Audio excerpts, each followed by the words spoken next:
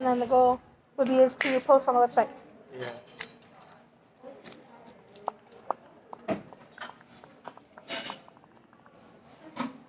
Is there a way to reverse it? Oh, wait a minute. I gotta go watch. You gotta go watch? Watch what? Oh, the fog! We got to film the fog. We have to. Are you going to be making some drug calls? Partially. Which I'll have you up there. Yeah. Ready to go.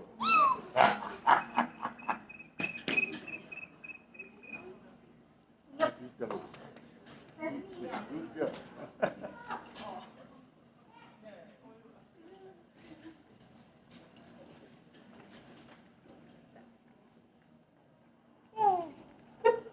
You fishing there? Yeah. Yep, we're hanging out. Hi. Yep. And yeah, this is kind of loose, but this is our Hi, I saw you were in the video that I was playing earlier. I really liked it. Thank you. Appreciate it. Are you okay with doing contact? Yes, I am. Hi, folks that are in the room. Oh, is this on?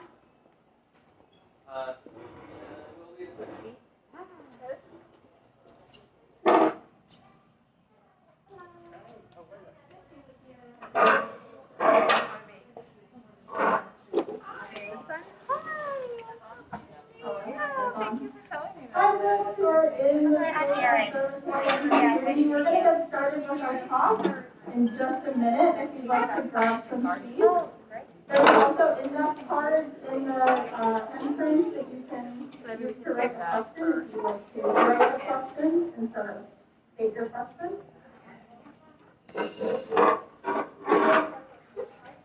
Is that Brandy? Hi, it's Janet, Adam's partner. Hi. Adam and I are here. Oh, Adam's here too? Yeah, just wanted us to. This is so cute. Oh, my favorite people. So happy to see you. I love that you just can't be told that you work. Yeah, of course. Even, like, That's how you do it in the pandemic. It's me. That's how you do it. The one who loves your dog. So good. Yeah. Wait, so where's Adam? He'll be back in a second. You just went down to the That's so much fun. Yeah, he's doing a program for Shoreline. It's like a group of people getting paid to. Look who it is. Dude. Are you guys in Oakland too? No, I live in San Francisco. Oh, nice. Yeah, we teach at the same school. Oh, very fun.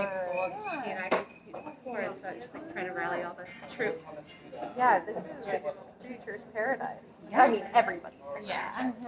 So for those of you who are already here, we have index cards up front. If you want to ask any anonymous questions, we will be answering these questions. Oh yeah, I mean like so. I know. Okay, thanks. Thank you. Yeah, I'm a good question after. No, I'm gonna open this mic because I can't tell. I don't know whose handwriting is that person or that person. Thank you.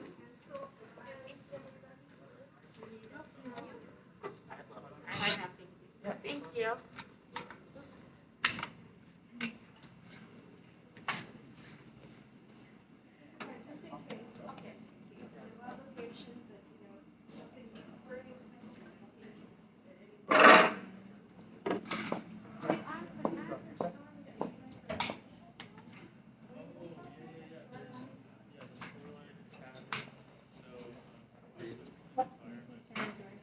Yeah, I teach at the Hamlet School. Yeah.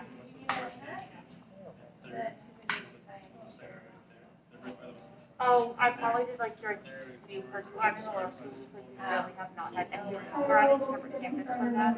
Right now until December, so I really don't know anything. I don't know any of the new middle school stuff. Oh. Yeah, I will. But my friend, yeah, but she talked about She came from Miami. Okay. Yeah. So she was at my like pro night teacher. Okay, yeah, It's amazing. She and I were in bed together, and she told me about Ohlone. Yeah, yeah. Great. Yeah. Yeah, I love, I mean, what stuff. You want a card over here? I'm jealous you guys have a brandy for me. I'm a little jealous that you would get to work in San Francisco. Oh, yeah, that is. You guys have the best. We do like a shuttle from the Millbrae, Caltrain Oh, Park okay. Station. Yeah. Yeah, so it's not terrible, but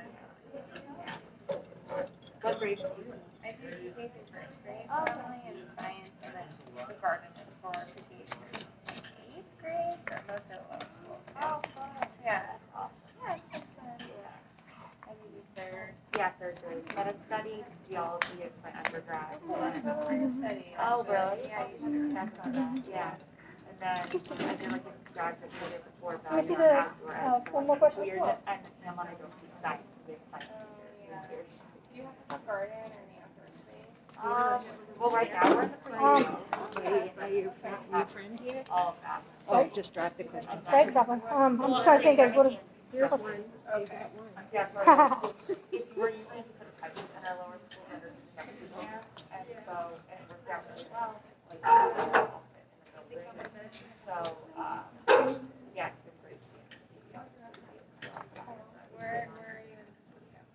Right off of like Park Boulevard and on Schofield Drive. Like, it's right by, if you're heading on Park Presidio towards Golden Bridge and going under the I tunnel. think Like, it's that. would like to take a seat. Kind of near the nursery.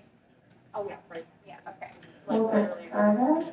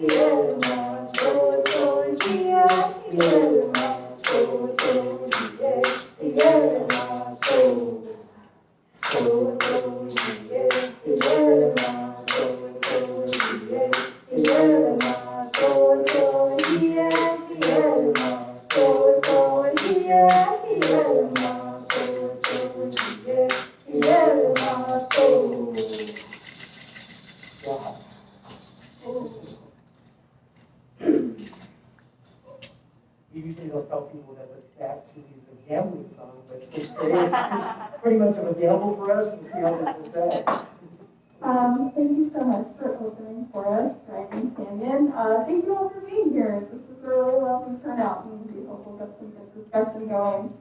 I first wanted to start with our land acknowledgements, and we've had a lot of conversations about the meaning of a land acknowledgement, and I think one of the things that is not great to do is just coldly read it and not feel it, but we spent a long time discussing and collaborating, having a back and forth and really rich discussion about these words in particular that we landed on, so I do want to read those for you.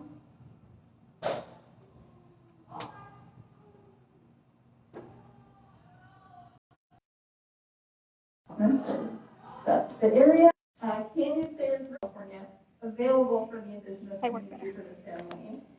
Canyon's art has been featured at the Young Museum, the Sunrise Gallery, Gathering Tribes, Snag Magazine, and numerous powwows and Indigenous gatherings. She is a recent graduate of the Art Institute of California, Sunnyvale, obtaining her associate and bachelor's science degrees in web design and interactive media. She is motivated to learn, teach, and start conversations around decolonization and re-indigenization, permaculture, and to continue doing what she loves, art. So thank you for being here. Thank you for engaging us in those conversations. And I'll pass it back off. All right. Well, if you haven't got the sense so far that this is informal, we like to have fun with this. We call it Ask-A-Native. That wasn't the original name, but Candy made me change it. But it started for me over years of participating in conferences and panel discussions, and usually being part of those panels are very subject, focused, specific. But over the years, I wind up, after the panel, people would gather around and want to converse. A lot of people would tackle me in the hallway and say things like, I've never seen you before, had a chance to talk to one. It's like I've been dying to ask this question for years. Or you see somebody off in the corner, saying, and I can tell that I want to ask this question, but I'm too afraid. So that led to what was initially not an entirely serious proposal to do a panel. And it turned out to be so popular, we've done it a couple of times at conferences. And I know a couple of times we've filled rooms with people wanting to ask that question they didn't come to ask. So we've turned it into something a little more, well, it's not any more formal than it really was before,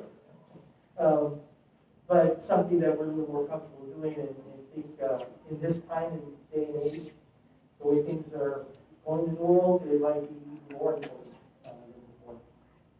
So, and Kenny, anything you can contribute to that? Yeah. As an Indigenous person, October and November, I announce it as Rent Your Token Native Month. It is Native American Heritage Month. We have 2 Indigenous Peoples Day, aka in 1492, we all know who sailed the ocean blue. But who did he run into? What language did they speak? Who are their neighbors? It's been 530 years since we acknowledged that occurrence. Why can't we name it? And so, October and then November, we all hear about pilgrims and Indians, and then we have classes of students who love to draw and only share one limited lens. The past is pilgrims and Indians, but they don't know that it was the foundation of genocide. The Blue Corn Massacre, a day of giving thanks to freeing up land.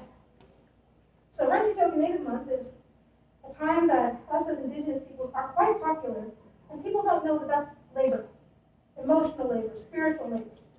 And so, Physical labor. oh my gosh, Child labor. I was just over around Yelamu a few hours ago. Yeah. They're celebrating their 100th or something-ish. But that being said, I would rather consent to engage. So instead of being someone who just offers a land acknowledgement at the beginning of an event, and then I offer my voice, and then I'm off in the corner and hanging out, and then people come up and people come up and people come up to me, I'm just like, I love engaging, I love talking, I love using sarcasm and sass to talk about settler colonialism and entitlement. That being said, I'd rather consent and engage in something where it's just like, I know what I'm walking into. And so there's an occurrence that happens in some circles when we have a community who's able to share their perspective, like when we have a circle and we pass the microphone. There are times that both our Indigenous relatives may talk for a while, announcing and acknowledging their Indigenous lineage, and sometimes there are settlers who want to share their story and urge different feelings. Sometimes they occupy a lot of space. There are times that settlers occupy a lot of space, and they're well-intended, and they don't know what they're doing, and they don't know what they don't know. So, how do we get people to ask questions, yet not take too much space in that ask? And then also, in case there's some questions question that people feel a little nervous about allow the opportunity for anonymity. And so right there I have a little coyote and an abalone shell. So we have index cards over by the entryway and pens. And so if you have a question, we can set it right there on that stool, right there in that abalone shell, because we'll go back and forth and grab them. And I'm not really paying attention to the body of the being, so if you're not, you're welcome to bring them up here too. I mean, if you want to have yourself more than welcome to. But just to offer the anonymity of random questions, we read them and then we engage in conversation. We don't just perfectly like grab everything we want to say blah blah blah. We look at overview real quick and we're like, all right, we're seeing a couple like, what does land acknowledgement mean? Or where does the word Ohlone come from? Or as a California native, why aren't there more federally recognized tribes? Or anything like, what is that necklace you're wearing? My regalia? What was that thing you were holding? A clapper stick? Things of that sort, you're more than welcome to add or inquire about, because we have plenty of index cards. And one of the first times we presented this, we were a little bit concerned that we wouldn't get questions, so we actually told our native relatives who were at the conference, what is it called when you drop intentional ones, like you seed it or beforehand? Yeah. We seeded it like questions that they do get, so they were accurate questions. We had our relatives infiltrate the crowd. Yeah, but the ironic part is there was such an influx, we barely even got to those. And some were really good. We flew at a lot of different conferences. Some earthy, crunchy pagan circles, and then permaculture circles, and then like pioneers, and then serious like scientific or archaeological circles. And so actually I just spoke at an event where one of the archaeologists had mentioned they were so happy that an archaeological firm had put on Ask-A-N8v. So they highlighted me as the speaker for that month in the archaeological circle with Albion, which is awesome. But they came up and reminded me, they're like, I was so happy to join Ask-A-N8v. I'm like, oh, there's an Ask-A-N8v over at the Exploratorium happening. And so with this, it's just a way for us to be in community together. And what better way than asking questions, coming together, and getting an opportunity to connect. So that's kind of the origin and energy. Yeah, and we didn't, the very first time we did this, we weren't anticipating, like you said, having questions. In fact, we didn't anticipate people. We were wondering who would show up at all. We thought we might ask questions of each other and be alone. Well, we actually had about 75 people in the room the first time we did this. And several of the questions had like 7 or 8 people asking the same question. So that was another advantage of putting it on paper by just lining them up and go, okay, all these people are going to get their answer right away. So it's not a requirement, but if you towards the end we'll probably ask for people to raise their hand if they want to do that too. I think we're going to start from the explanations a little bit first. Maybe that'll generate more questions. Maybe that'll answer your questions. Probably in there in the shell right now. So we know. Maybe a disclaimer. As it says up here, there's no incorrect questions and there's no one correct answer. Anybody who's delved into culture in any way knows it is a very complex subject, especially here in the United States, especially people who have been in any sort of diaspora and are separated from their homelands. And in a sense, Ohlone people, even though we have this acknowledgement that says it's our land, we're in our own cultural diaspora because we've been separated from our land, from our culture, forcibly over the last 250 years.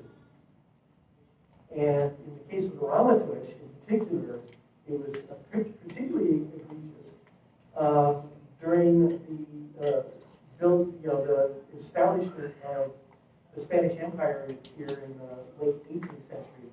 They built the Presidio, and then they built Mission Dolores. And Mission Dolores drew all of the Ramaytush people in from the surrounding area. And we're not just talking about Yelamu, which is what we call San Francisco nowadays, but we're also talking down Ohlone, Ohlone, all the way down the peninsula, and then eventually started going across the bay to the larger training relatives. And during that process, bringing them into the mission, they died in horrific numbers. In the following Mexican period where the missions were desecularized, they say, they were closed up, and the natives were dispersed from that location, so to speak, and then had to survive in that vacuum for a decade or so. And then the Americans started to arrive, and that's when it became very difficult because the American government sponsored militias to go eradicate these native people. And that happened throughout California. So in that 250 years since Portola first came here, and particularly the 100 years afterwards, about 90% of native people in California were lost.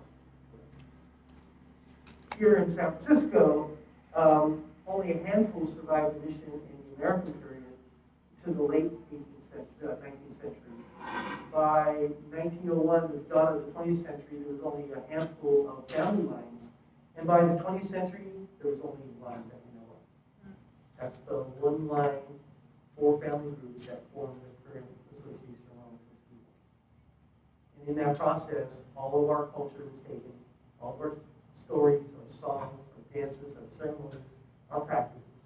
All we have is a word list of less than 250 words. Not phrases, just words. But what we do have is a memory of what was given to us at the beginning of time. We were put here at the beginning of time by Creator to take care of this place. And we are made from this place. That is true for most California native people. That our stories tell us we were placed in a location. We're going to come back to that idea a little bit later, and probably multiple times, about location. It's absolutely crucial to understand who we are as native people.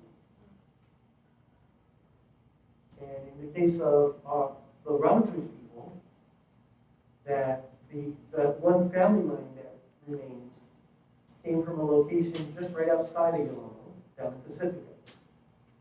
Perstat is the name of the village in what's currently called Pacifica, in the area around Sanchez Adobe, which is now State Park. That is the lineage that we all come from. And the relationship we have with all the surrounding Ramaytush people is what gives us our responsibility and our obligation as caretakers and stewards. And again, that is true pretty much of all California people. That is their belief system. That is their culture.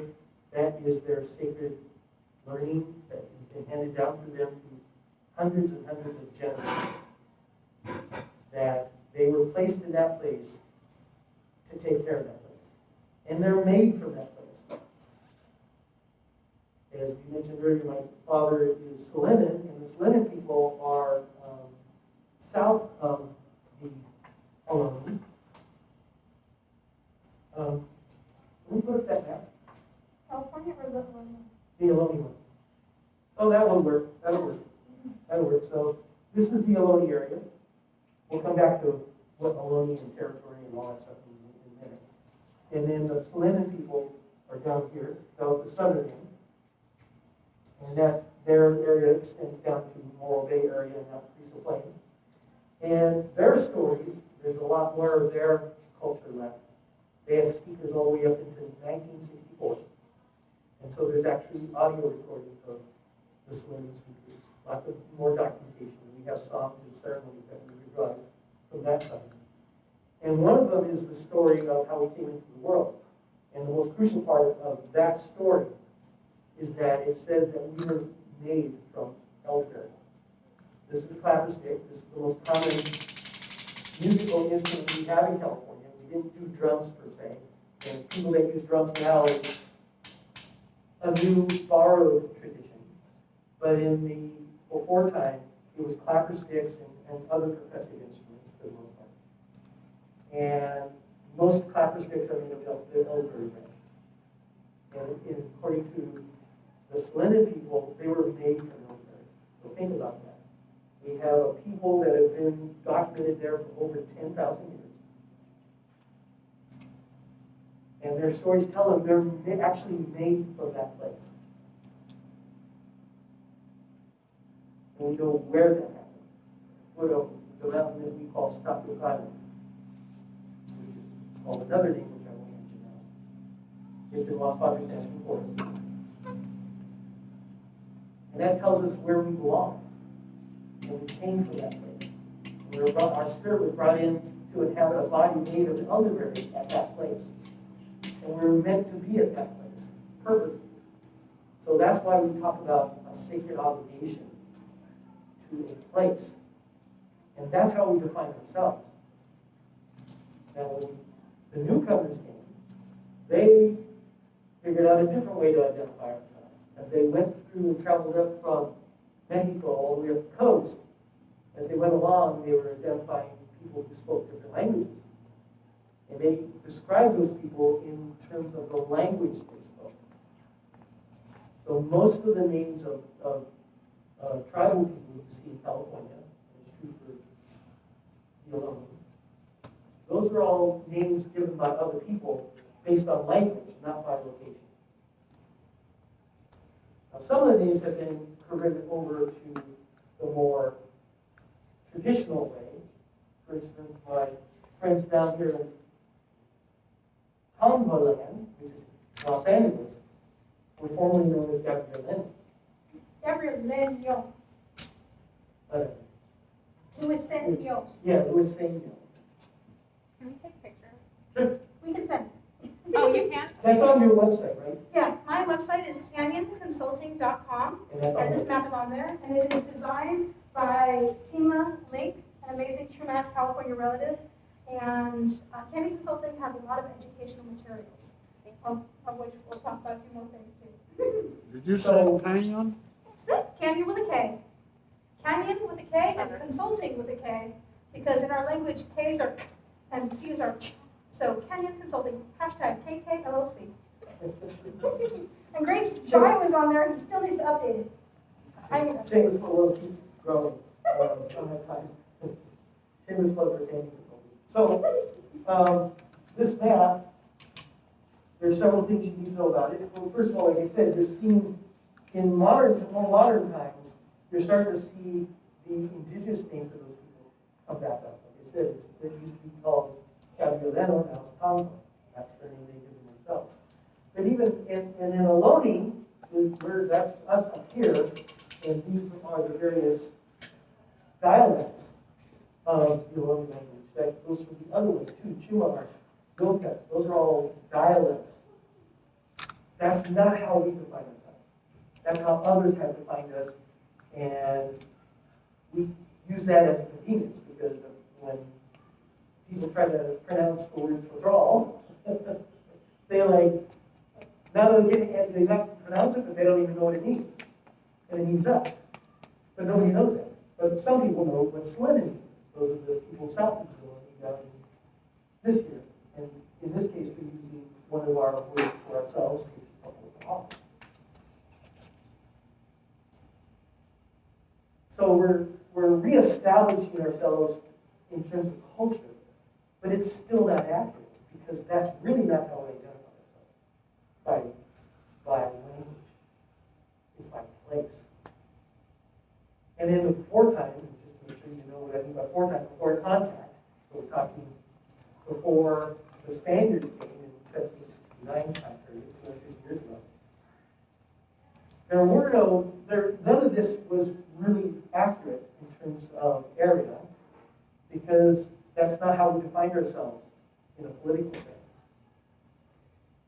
We didn't use language, we didn't use dialects, we used locations, and they tended to be very small. There was villages within what anthropologists now call tribelets. Tribelets was probably closer to what this is, but they're still very small compared to this area here. So, as an example, Yelamu is a tribelet in modern terms. And Yelamu is basically what the city and county of San Francisco is now. But in our view, that it had nothing to do with language or dialect. It had to do with the location of the villages in this area who had political, social, cultural ties with each other. And there may or may not have been an overall political authority over that area, or there might have been a joint authority over that area. There certainly were ties between those religious sites. So how did we get here? Well, as I said, it was the Europeans that came in and decided to give us these names, and they stuck. And we sort of use them because it's so far been very difficult to do it any other way. But as you're starting to see, you know, is the case of my people, they use one of the terms Ohlone, the other, one of the other terms is Ohlone. Relatives down there in LA areas, Amva, Kupian, down by the border. Those are all their names for themselves. Again, not exactly describing who they are, but it's closer to what we think of ourselves than the Europeans did. But we're really talking about location, not dialect, when we're talking about Native people. And we sort of deal with this in-between world and going back and forth conceptually in our mind. We have to, as the young people say nowadays, what, code switch? The way it's code switching, you know, because like, oh, wait a minute, I'm talking to somebody who doesn't know, so now I have to talk about people in terms of language group, not where they came from. But everything's based on where they came from. Why is that? The very heart of who we are as a people is based on our stories. And the stories tell us where we came from, where we came to, and why we came to. And it's all about we were brought into the world to take care of that place. And the stories across California, for the most part, talk about being brought into the world as the last. So we're the kids on the block. You're a member of a larger family, and if you happen to be youngest, that's me. By the time you came in, hopefully your parents got the parent thing all dialed in. They have jobs, they have a house, they have a yard, you have toys to play with, backyard to play in, maybe older siblings to annoy you and take care of you too. Maybe one or the other. But you have a life built for you, and you just like slide into it and benefit from all that happened before. And our stories tell us something very similar about us. The world was created by Creator and given over to what we call the first people. The first people, what we call animal people, like eagle, dove, deer, bear, all those creatures. We view them very differently, and at that time they had very special powers in which Creator gave them in order to form the world and to shape it in a way that would support the life of everything in it. And then when humans came, as one of my elders taught me, two-footers, we're the two-footers. The four-footers, the first people, taught us, here, we got this all taken care of for you. Here it is. All you have to do is keep it going. And taught us the skills we needed to do that. And our stories talk about that happening near the beginning of time. And archaeologically, at least 10,000 years in California, probably much longer because they haven't stumbled on footprints like they have in Mexico that now go back almost 25,000 years.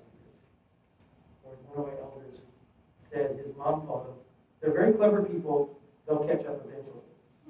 And so they're getting closer. We think we've always been.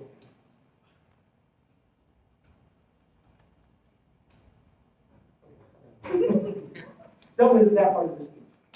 So I wanted to explain that part of that part. So it can be a little confusing for some people. It can be confusing for some Native people. And again, because they code switch. And some people actually, Native people, here's the part that's a little sad and a little challenging, is understanding that history. the last 250 years, and just how oppressive it was. It took away the knowledge of a lot of what I just shared. And it had to be brought back. And it couldn't be shared openly because it was dangerous. It was literally dangerous to be native for decades.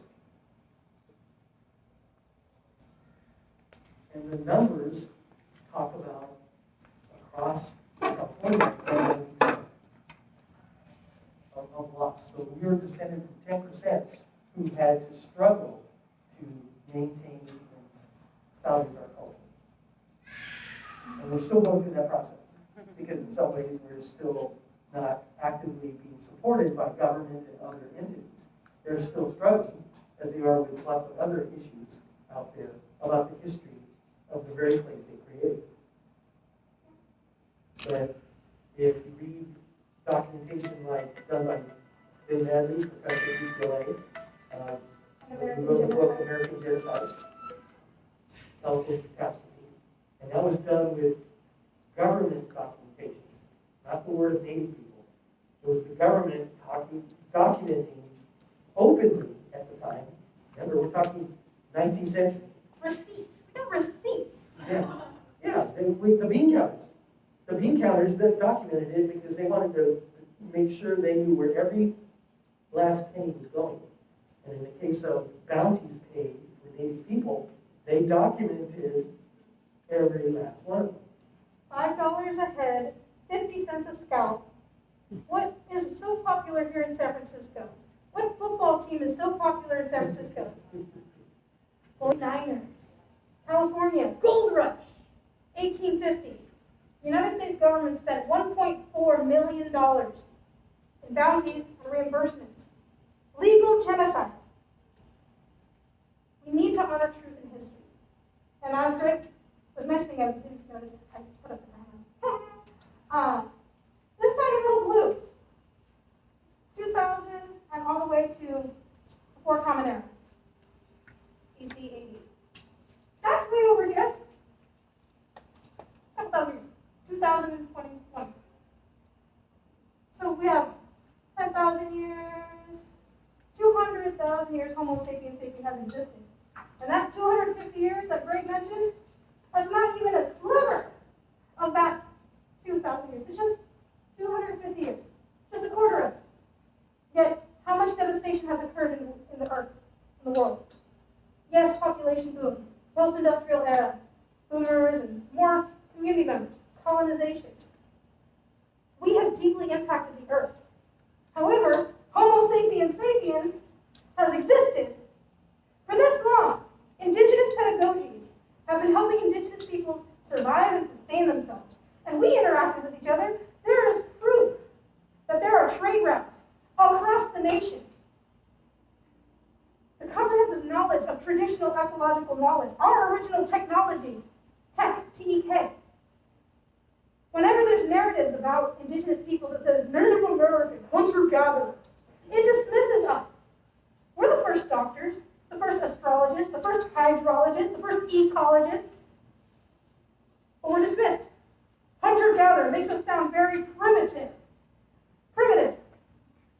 You know what I think about primitive? Primitive decision-making is very reactionary, very short-term, quick, knee-jerk. Let's think about like some of the colonizers who go to an island. Colonizers come to an island. Rats get off onto that island. Rats start impacting the native population of the birds and the animals. Those colonizers go, oh my gosh, we brought these devastating animals here. Let's go back and get some reptiles. They bring the reptiles. Like, oh wait, one of them's nocturnal and the other's not. Now they've brought 3 invasive species to that island. It's problematic because that's a primitive decision-making. Primitive decision-making is capitalism on what we can benefit. Lack of accountability. Lack of humility and reciprocity to sacred living systems. Not only how our actions and decisions impact ourselves, our communities, and as an indigenous person, I say communities including four-legged winged, creepy crawling, as well as our green relatives. That's my community. And the environment, and the next 7 generations. So I invite you to think about what does it mean to be a good ancestor in training, to consider how our actions and words impact that. 7 generations is actually a little short time. Sure. 70 generations is what our ancestors actually thought of. Right? And we don't want to sound like we're trapped in modern society. Okay, actually we are. Sorry. Yeah. But what we're also saying really is that how modern society viewed us. If you look at the documentation, if you look at the literature out there, if you look at the newspapers of the mid-19th century in California, how blatant the bias is against Native people, and how strongly supported from government, federal government, all the way down to the citizen on the street was to get rid of the Native people. It was blasted in headlines and newspapers. It was very obvious, very blatant, very pervasive all across society. And part of that was justified because we were called savages. And now they're finding out we maybe knew what we were doing, right? Especially in the panic we're in right now in California with climate change and especially with wildfires. They're actually coming to Native people and saying, you know that thing you told us about 30 years ago, 40 years ago? Can you tell us again? Can you, like, We're the first land managers? What? yeah, maybe explain that a little bit more, because I think we kind of need to know that. So there is that dawning understanding that maybe we weren't randomly placed here and just like walking around, bumping into the trees. We actually knew what we were doing. Again, going to that analogy of being in a family, right? So you come into a family, and the family home's been there for a while. My parents lived in the same house in San Jose for 35 years. And I could literally turn out the lights and walk through the house and not bump into anything. As long as my brothers did put something in the way. You kind of know the place, right? You just get up in the middle of the night and go to the restroom and not stub your toe, right? You have that intimate knowledge of that place. Now imagine a people being in a place for more than 10,000 years. You know the trees, you know the rocks, you know the plants, you know the streams. I can tell you that even in a changed world, 70 years ago, our elders were already telling us the world is changing and not for the good. 50 years ago, they didn't use the word climate change, but they were saying the world is getting sick. And people weren't listening. 50 years later, they're now finally listening, and we're all wondering whether there's enough time to do anything about it. But they would also say, it doesn't matter whether you think there's time or not, it's the right thing to do. You do it anyway. Because it's our obligation, going back to our sacred spiritual values that we've been taught for 10,000 years. We were put in that place, and we need to be grateful for it. Because we didn't earn it, we didn't deserve it, it wasn't owed to us. We were placed here by luck of Creator and the grace of Creator, and we should be thankful for that, just like any gift. So we were brought into the world to be grateful, to thank everything in it for allowing us to be a part of it. So we often get that nowadays when we have land acknowledgements and people thanking us. It's a little awkward, I get that. It is for us to hear it, but we understand the feeling, and because we feel the same way. When I do songs, I'm singing to the land. It's like, thank you for supporting us for 10,000 years. It's still doing it. So what else can we say? A little bit of a tiny bit. Greg, as he identified, is both of this land and of the Southern Territory. I myself am very proud and can acknowledge that I come from Indian Canyon. Indian Canyon happens to be the only federally recognized Indian country between Sonoma and Santa Barbara along central coastal California. That being said, President Taft identified my family as, or a community member of my family as an indigenous person. And just for the timeline, 1850s, $5 a head, 50 cents a scalp. 1887, the Allotment Act of 1887, of which crosshatched out a lot of California, took away native stewarded and native owned land, and then gave it back to them by saying every Indian man gets 150 acres, every woman 90 acres, every child 40 acres, if they identify themselves and prove that they're native. That's less than 30 years. A lot of people are traumatized. They're probably not going to help themselves. And then other people are going to try and, swindle the system. So that's a unique part of history that my great-great-grandfather took advantage of or was acknowledged for. That being said, as a 21st California Indigenous Two-Spirit community member, I recognize my privilege. My privilege of being raised on the land of my ancestors, where my ancestors' ancestors' ancestors have always come from. I am very rooted. My community is of a matrilineal society. Our women, our grandmothers, our aunties, our mothers are the final decision makers. There are sacred obligations for all of our community members.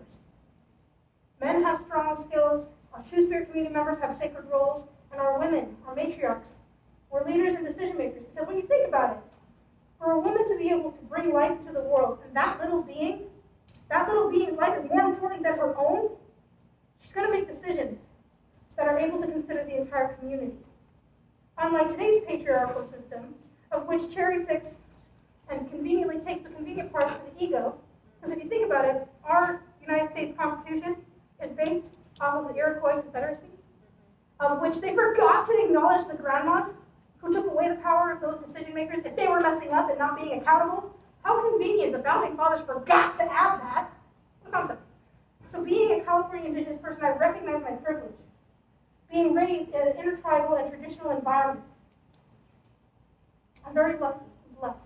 And before we get to some of these questions, and go right ahead. After I offer a song, wiggle around and add some more questions if you want. We'll put them in the uploading shell, but I want to ground myself. Greg offered a song in the beginning. I want to offer one right now. I identify as a California native, Mutsun, Ohlone, Chumash, and Euromut ancestry. I'm attempting to honor my ancestors to the best of my ability. And a song came to me differently than it was taught. There's a Chumash grandmother song that I can only sing with my mentor. However, when attempting to practice it, a song came to me. And this song is meant to be shared intertribally, intercommunally, and can be recorded. So I have recordings of it on my SoundCloud. Shameless plug, candyconsulting.com, with K. And so I want to offer this song to honor our grandmothers. Honoring our grandmothers, their grandmothers, and in all Mother Earth. For without them and without her, we would not be here. We share this time and space together for a reason. So it's with that humility, that gratitude, that present-mindedness that I offer this song here in this space today.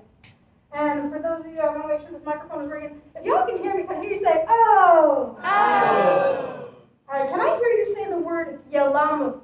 Yelamu. Can I hear you say the word Ramaytush? Ramaytush. You're acknowledging the language of this land, the first word of this territory, before San Francisco is known as San Francisco, before it was California. Thank you so very much. So this is Canyon's grandmother song.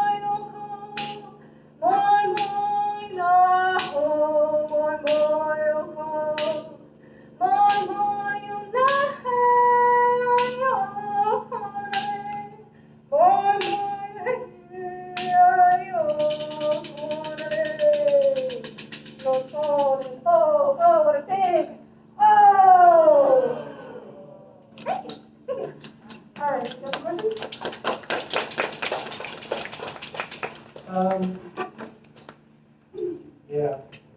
The question was, what happened to population, I can't explain that the, when the system of the missions, which was tied to, despite some people's explanation, it was totally separate from the system, but it was actually part of the system of the Spanish Empire. And in European Empire, in collaboration with the Christian Church, they wanted to proselytize. And they both benefited in many different ways, and they were very tied together. So there wasn't separation that we see, and certainly in effect there was no difference that we saw. That the empire supported the creation of the mission system in order to bring people in, to Christianize them, to bring them out of their savagery and make them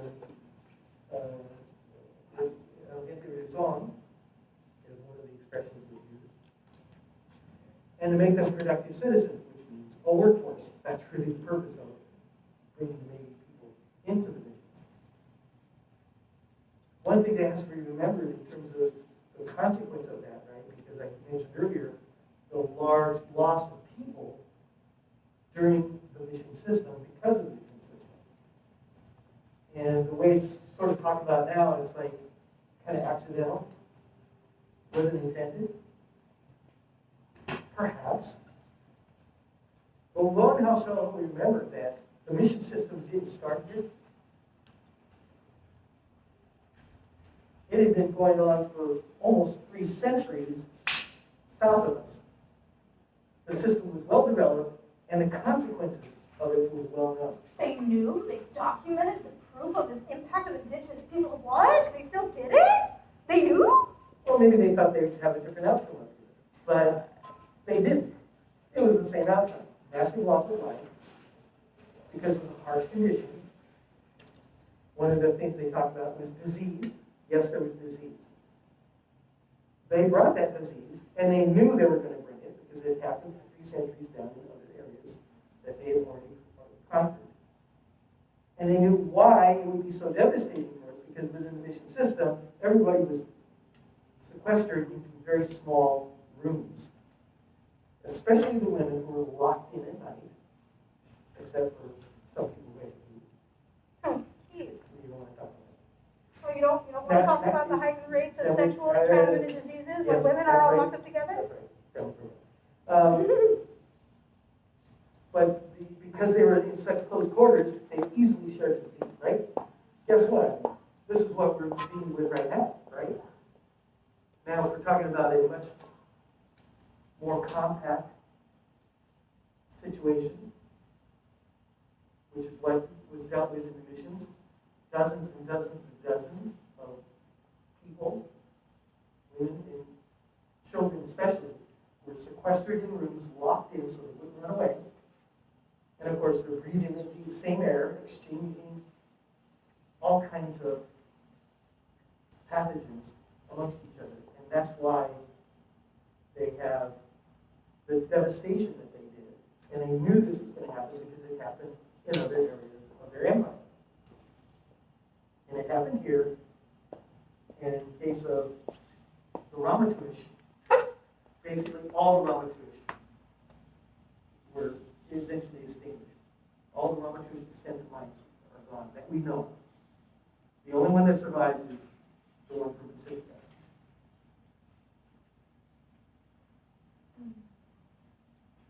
One thing I should mention, it's somewhat related.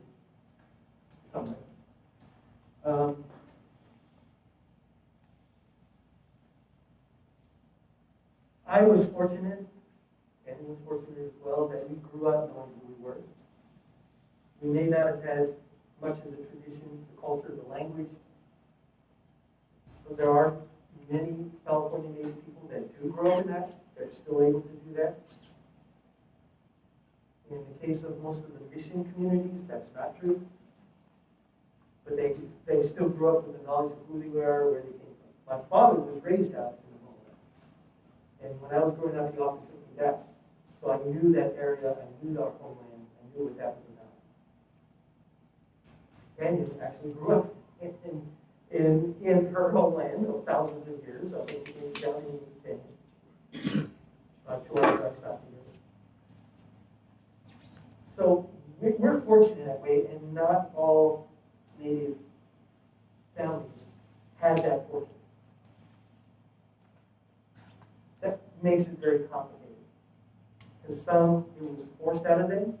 Some of them was purposeful, because the families, for survival reasons, remember, we're talking about a time in the 1850s, 60s, 70s, where it was advertised in the paper for militias to form, to go out and eradicate villages. So then by the 70s, 1970s, 80s, when they started saying, we're not going to do that anymore, so you can hold up your hand out, we want to know who you are.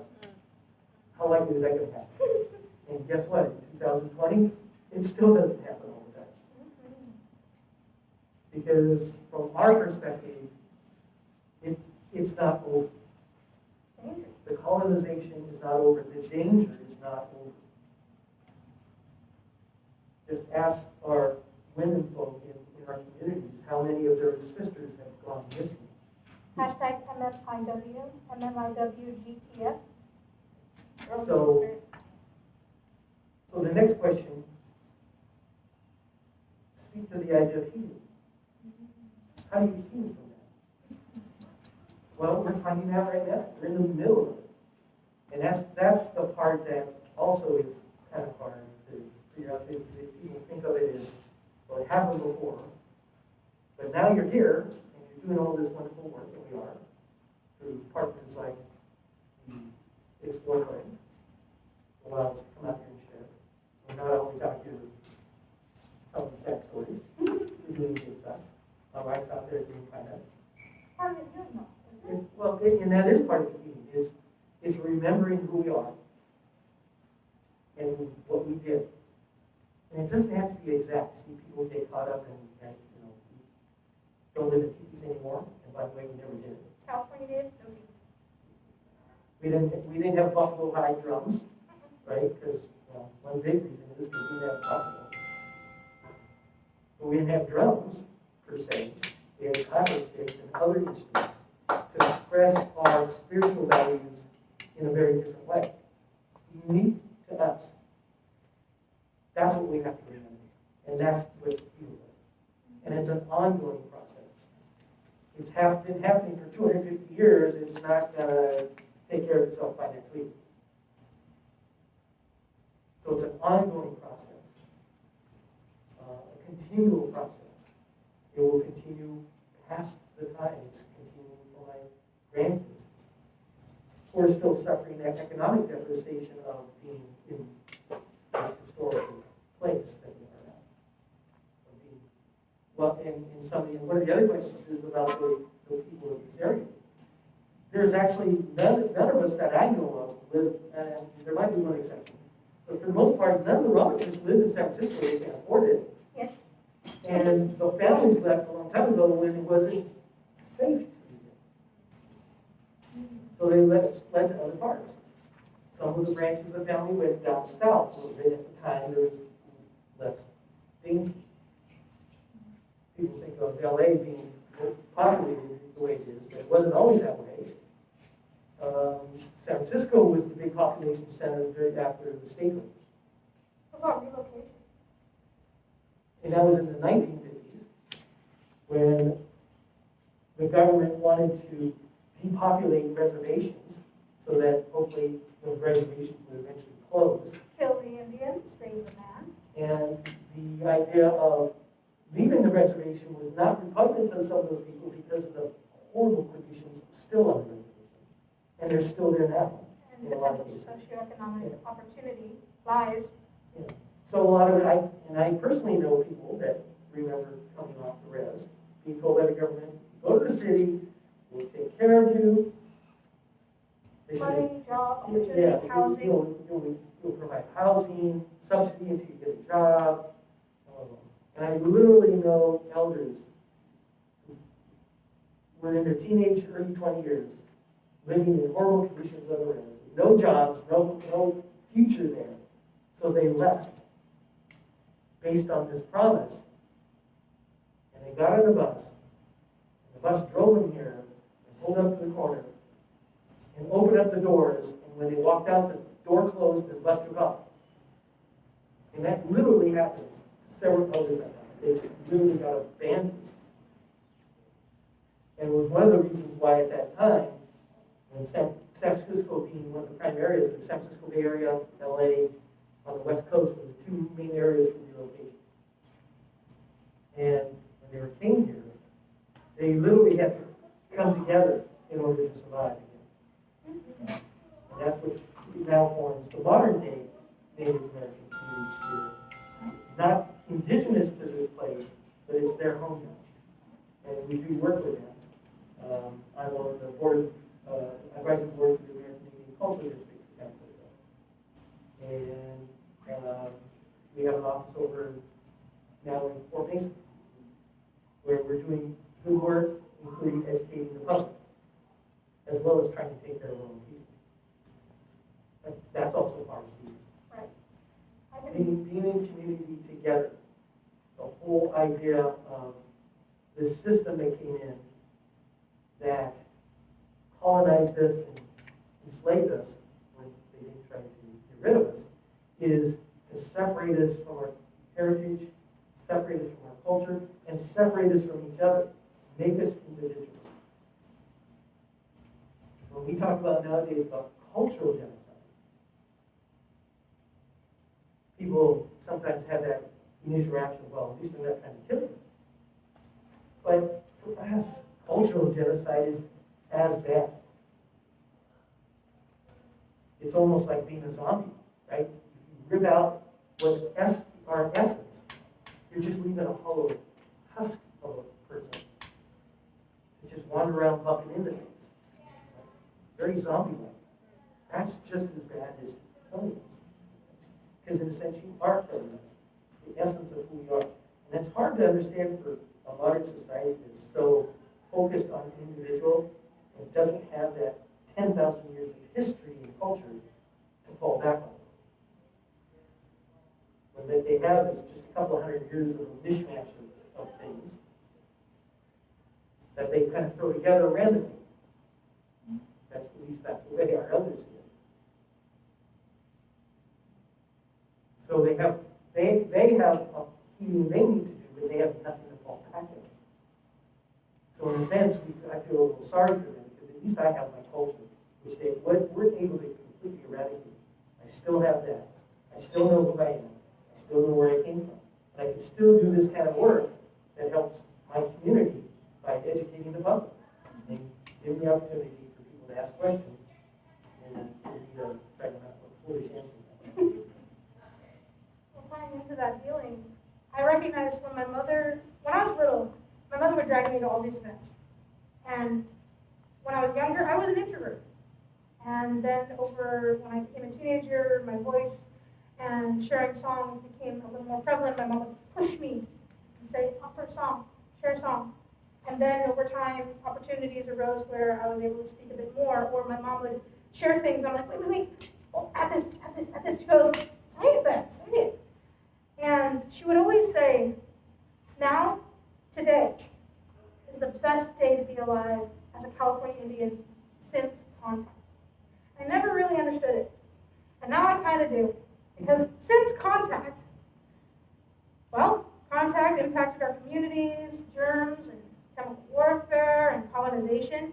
And each day, each year, a little bit more, both with cultural revitalization, with the shifting of laws and legislation, the more awareness that community has, the more opportunities of inclusive educational outreach, is a better day.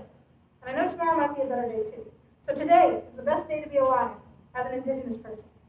And I'm glad to be able to say that in the future, I hope. And so I recognize how much healing. Right. I recognize the healing that just quite simply put, the opportunities that my mother and her career has afforded me. My mother being the tribal chairwoman of Indian Canyon, she has worked very hard, dominantly my entire life, the past 3 decades, around protecting cultural resources and sacred sites, shifting legislation. And so being brought up in that environment, I started to learn both how to code switch, but be in these environments. And my singing voice has afforded me many opportunities. Now in the beginning, I was very tokenized. People were like, oh my gosh, can you come to our event and sing? And then over time, like, land acknowledgements becomes popular. And so people be like, can you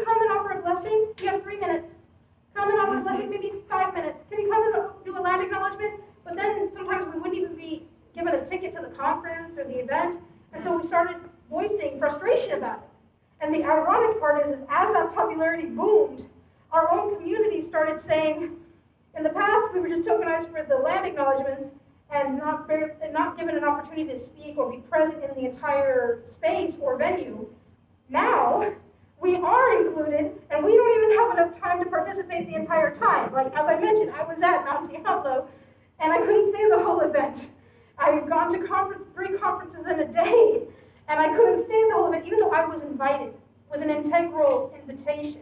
But what I do realize is in my time in doing this work and connecting with community, but being in spaces, being invited to schools, being invited to these community spaces, me being able to vent about settler colonialism and the behaviors that are problematic in our world and how it's just a behavior, we can shift behavior, and by recognizing we can all be in community together, because when we think about it, when you honor your elders and your ancestors' ancestors, we all have ancestors from indigenous lineages from the land that they come from, meaning we can all honor our own indigeneity. However, that comes with the responsibility of acknowledging indigenous protocol. We may be indigenous to the earth, however, there's a beautiful history on the land that we are on, place-based knowledge of indigenous peoples who've always been stewarding these lands, of which we need to be responsible with how we interact, interface, appreciate, and ideally not appropriate the knowledge and wisdom that's being shared. And so I recognize how healing it is, and how cathartic it is that I can vent and purge this sadness and frustration, using sarcasm and humor and opportunity. Because like, I tend to say, I get to go to classrooms and talk to 3rd and 4th graders about genocide. But I engage kids by making animal noises.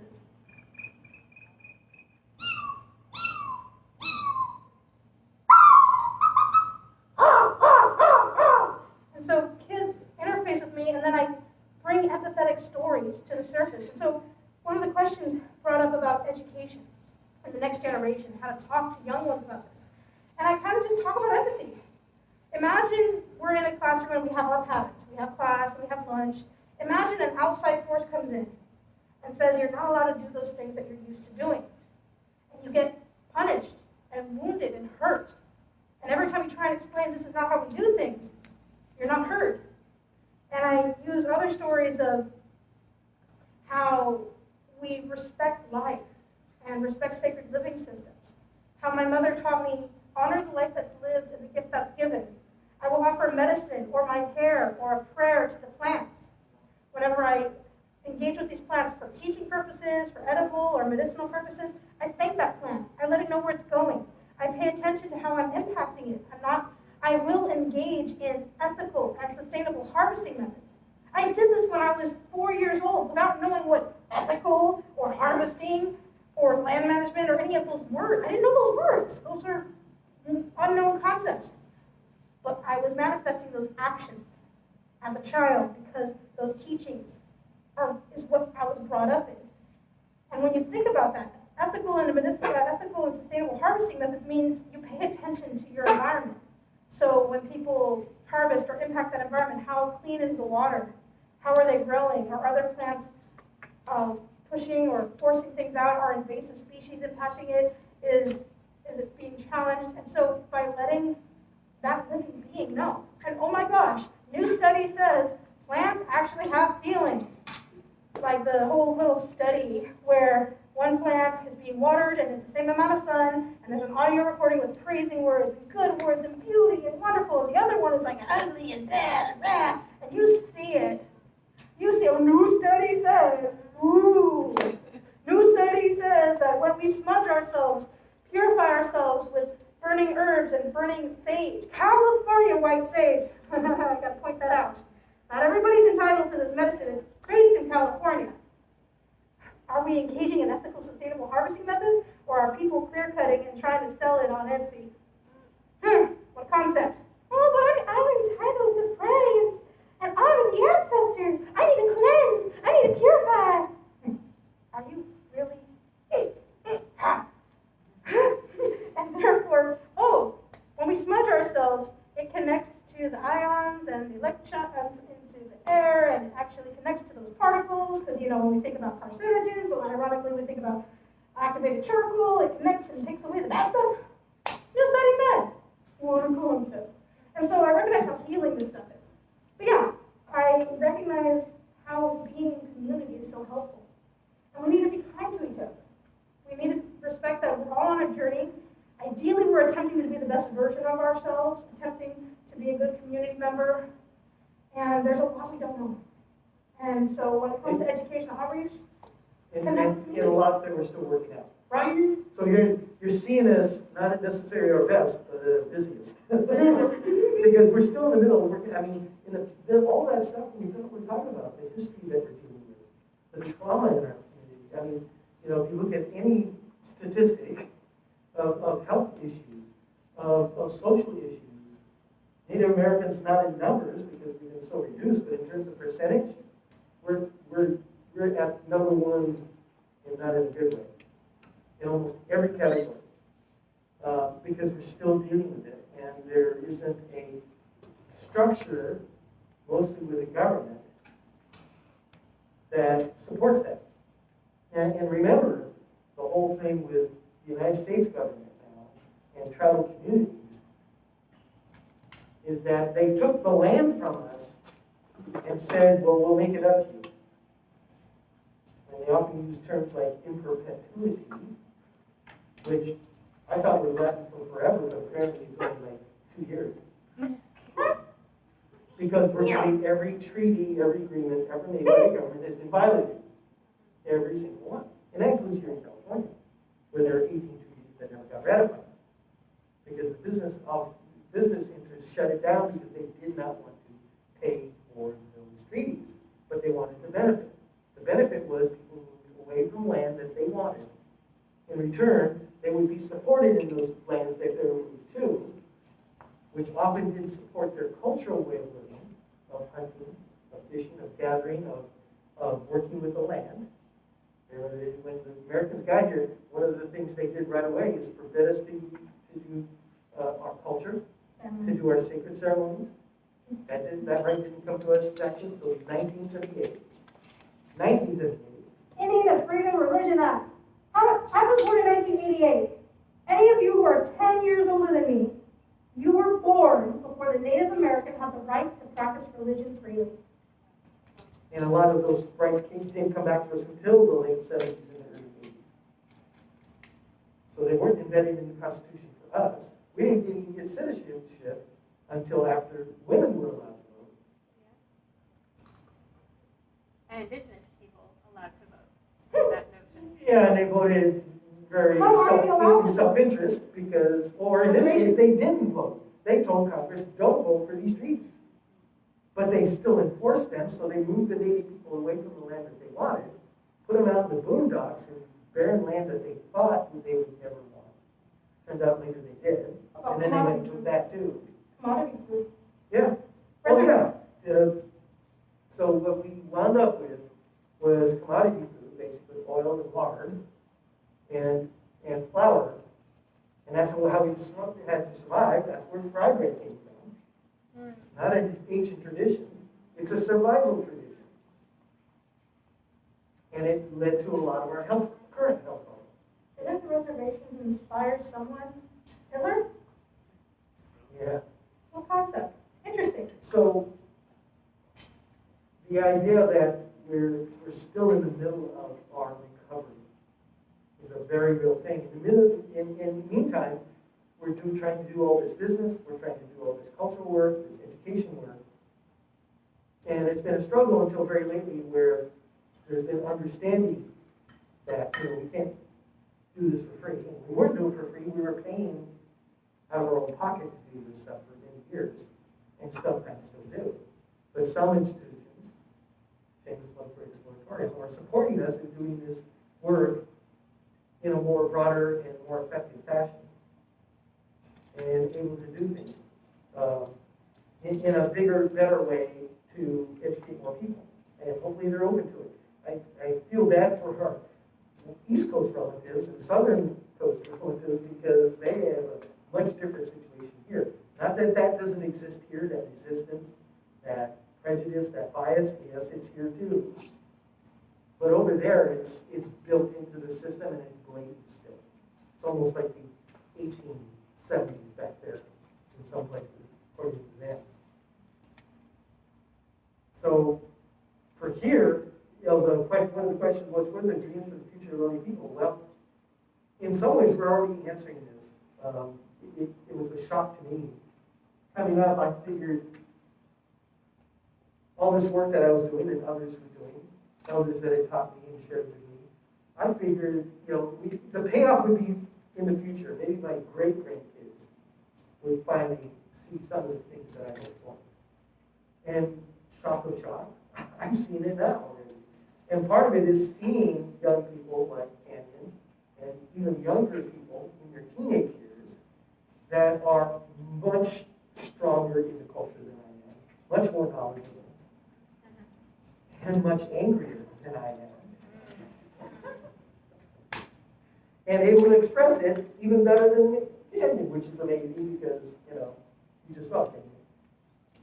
So that dream is already coming alive to a certain extent.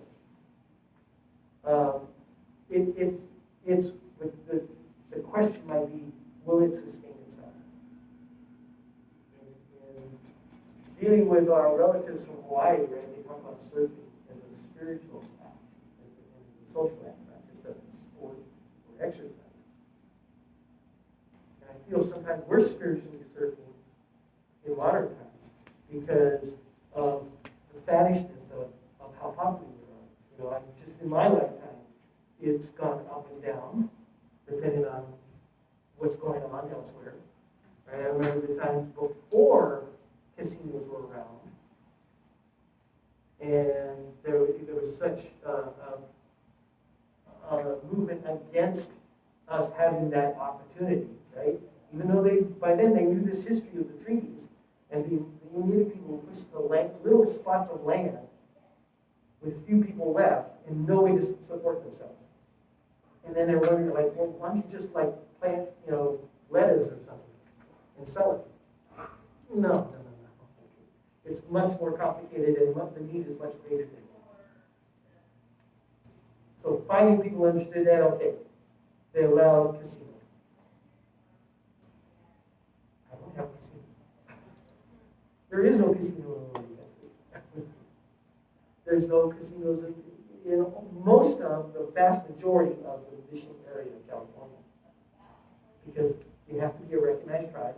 That's a whole seminar by itself. If we have time, I'll get to that later. But you have to be a recognized tribe. And in the mission area, there's very, very few. Right outside of it, there's some. Especially down in San Diego, there's lots of tribes right outside that mission influence area. And they've managed to sustain themselves and maintain their culture and their communities, and they're recognized. East of LA also. But if you look at most of the Central Valley, there's not many. You look at most of the Sierras, there's not many. You look on the coast, there's almost none. Basically two. Chimaferez down by Santa Barbara, and the newly formed Great Range, relatively newly formed Great Range, at the extreme north end of the mission area.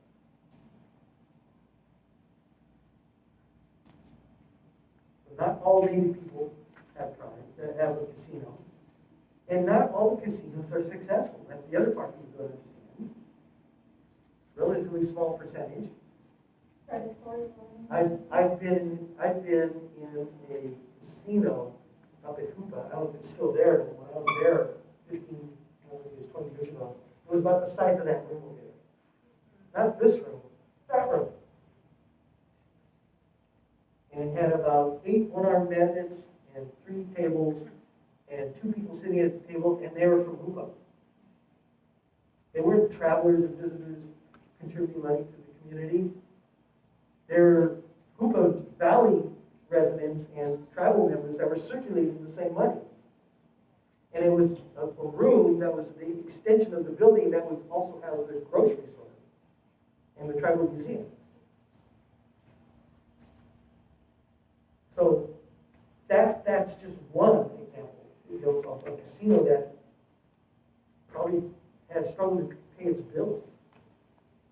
So not all casinos are successful. It wasn't the panacea people hoped. Yes, there are some incredibly wealthy and fortunate casinos. vast majority are still struggling. And those are the ones that are recognized.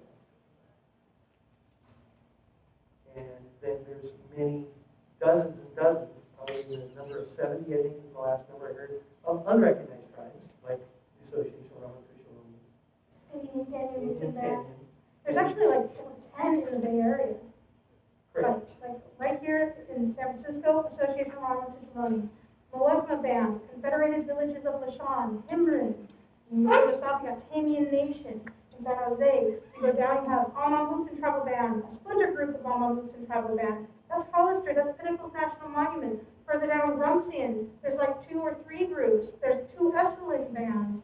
And that's just within the San Francisco Bay Area down to Monterey Bay. And there's a few more.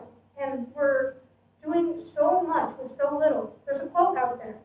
Indigenous peoples make up less than 2% of the American population, make up less than 5% of the global population, yet we attempt to protect over 80% of the world's and global biodiverse territories with little to no capacity or assistance. And we still have to fight intergenerational trauma, lateral oppression, and historical trauma. We're still healing from these wounds. And we're taking on the sacred obligation to continue our work. And to this day, people go, well, you natives wouldn't have the technology we have had colonization not happen. You Indians get casinos and casino money. You Indians don't pay taxes. You guys are savages and primitive. You Indians have the wars. You Indians have slavery. They're coming from a misinformed perspective. And it's frustrating. Like, there's this beautiful way of excluding indigenous peoples. We have people who want to make murals to be inclusive. So they depict indigenous, they ask us, they depict indigenous peoples pre-contact. Scantily clad, noble savage. The pristine area of the land, rolling hills, and amazing ecological diversity. And then all of a sudden we disappear. But wait, didn't code talkers come from indigenous languages who helped win wars? Weren't there indigenous sports community members? Didn't Marlon Brando have Sacheen Littlefeather speak when he won an award? But oh wait, did you know that she was blacklisted to talk about indigenous issues by the media? How many times indigenous people are silenced or snuffed out and then dismissed? Natives are all drunks. Wait, reservation. Native peoples are denied their opportunity to live and exist as indigenous peoples, to conduct ourselves spiritually with our sacred obligation of living on the land and stewarding the land with fire, having a relationship with the plants. Oh wait, we no longer can pick and harvest our cultural resources because of privatization of land. State parks, John Muir. Ooh, John Muir. Did you know he's a racist black? Oh no, Fremont got his name because he killed tons of natives. Vallejo, San Jose, San Francisco, San Mateo, San Carlos.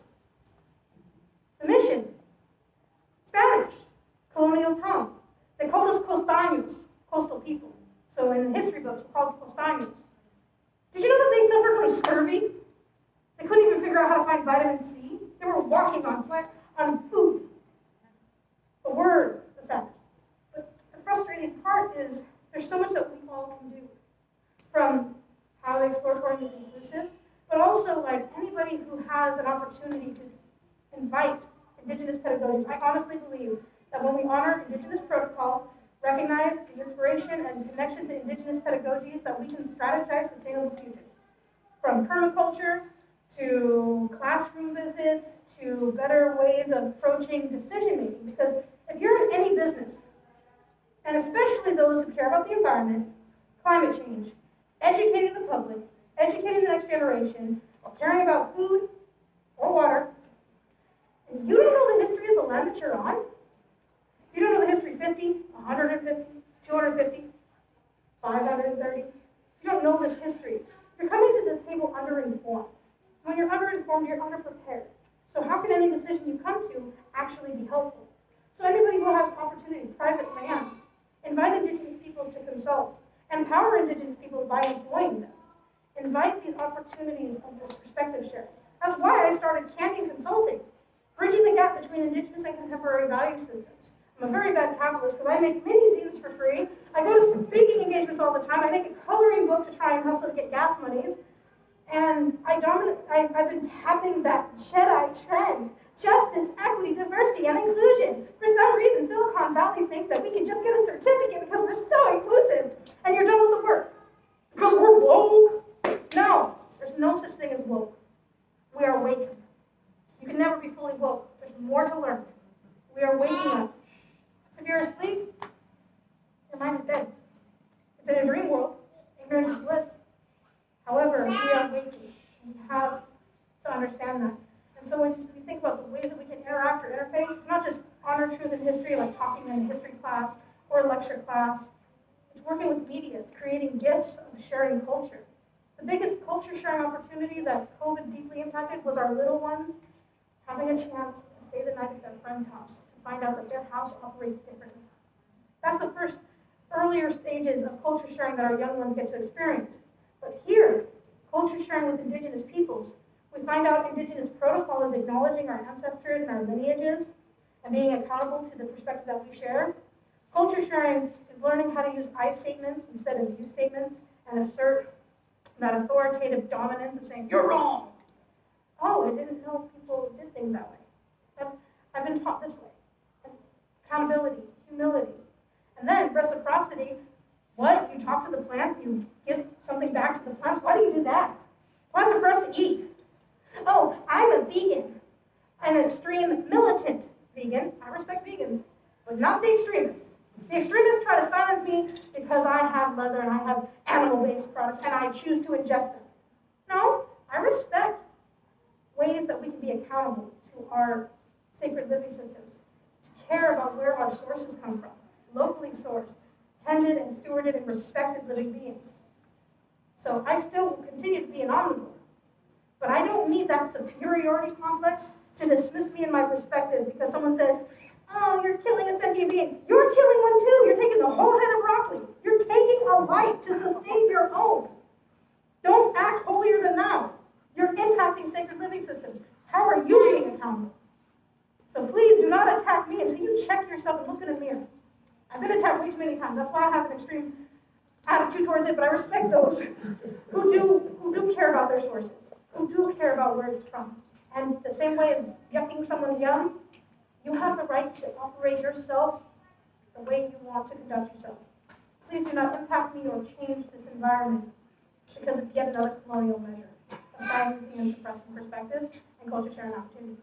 I noticed a question about long hair, and I want to point out that even during the wars, there were actually studies of narratives of how indigenous peoples, when they were forced to get their hair cut, that there was a disconnection to how we connect to the world. And there's many resources that talk about this, and it's painful. To this day, young boys of our community are bullied into cutting their hair. Having long hair is sacred. The only time I'm going to cut my hair is if someone close to me passes. And so I encourage people to grow their hair. They have the right to choose to cut your hair, but I choose to learn from my intertribal community members, and I choose to respect my body the way I navigate.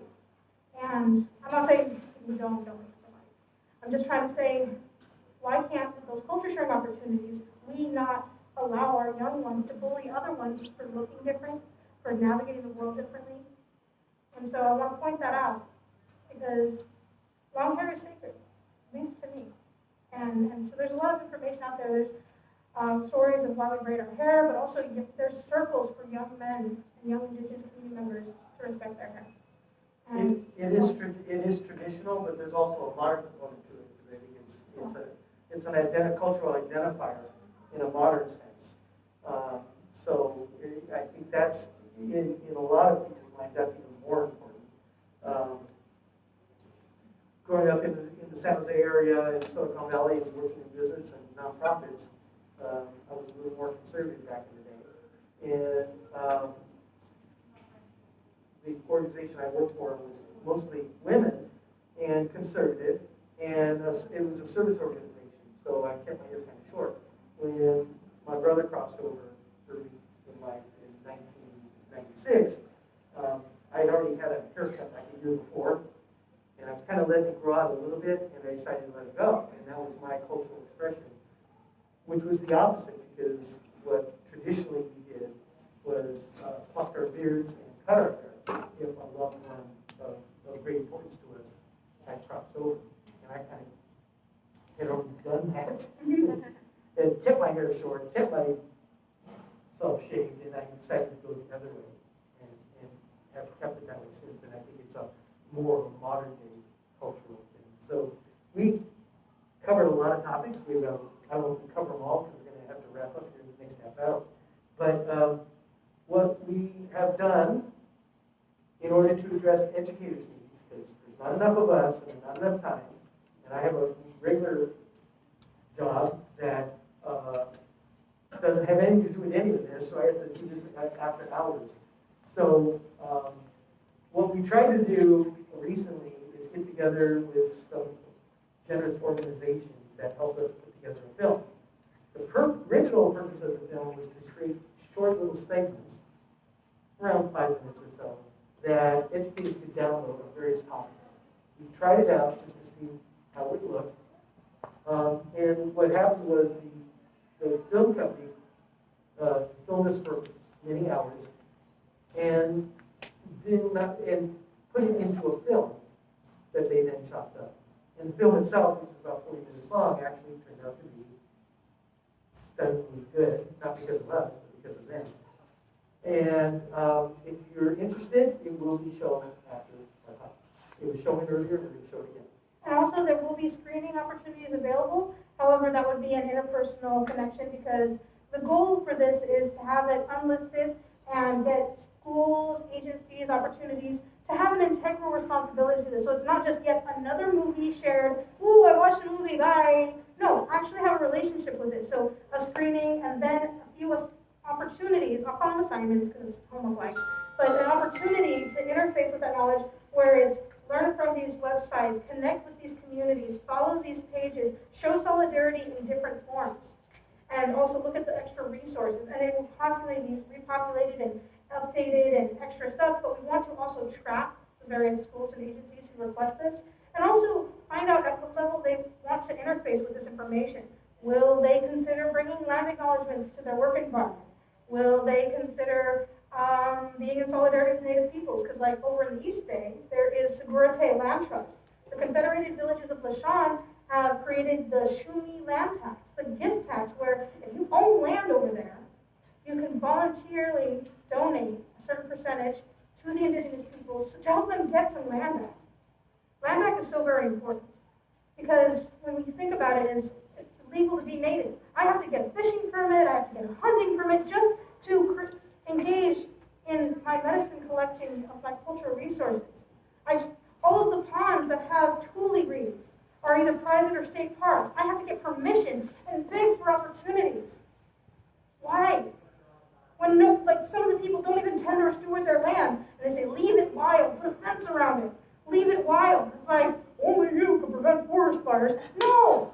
Sacred obligation, tending and stewarding and respecting these areas is how we're going to prevent forest fires and wildfires and canopy fires. Because fire is sacred. Fire is spirit. In my language, Pine Kanama, Si Compasión, Peto Canoso, Soto Canoso. Many of you who might even connect with some pagan communities have heard this in a song format. Earth my body, water my blood, air my breath, and fire my spirit. Acknowledging that the earth is living and that we are related. We are children of the earth. And we have a sacred obligation to tend and steward and be respectful. And so when you think about it, land back is one step, connecting with community, being in community, taking steps to decolonize and re-indigenize, honoring indigenous pedagogies, and just keep attempting to be a good ancestor in training. I'm going to jump in here with the land back because that is one of the questions. It's become more complicated, as most things. And I'm going to relate it to the earlier chart we had talking about how we're identified by language, but that's not how we identify ourselves, right? So remember that what I said earlier about our origin stories, we believe we're from the land. The land to us is a living thing. It's a relative. It's an elder relative, right? It's not a thing to possess. It's not a tool. It's not something to manipulate, and certainly not to Natural resource. And certainly not to damage and destroy the way it's been done. And yet we're forced to deal with it that way, right? purchased that block of dirt, as it's sort of considered in modern sense. But that's not how I feel about it. And recently, the Association of Ramaytush has had an opportunity to look at land and be given land back. And it sounds simple, right? Somebody wants to give me land. And even I've said this in the past, like, somebody wants to give me land, yeah, just hand it over, I'll sign it. Go ahead. But it's not that simple on many levels. In a practical sense, it's not that simple, right? Anybody who's read the story of the Wiyot people up in Eureka, they just got their island, their sacred island back, the center of their world, where their most important ceremony was done for thousands of years.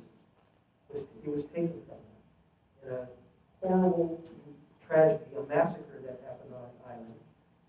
The island's called Tula. They call it Massacre Island in English because that's what happened. They waited for one of their sacred annual ceremonies to happen.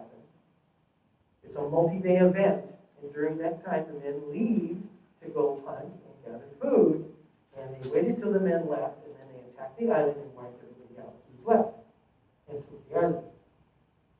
And it's been in possession of Europeans since then.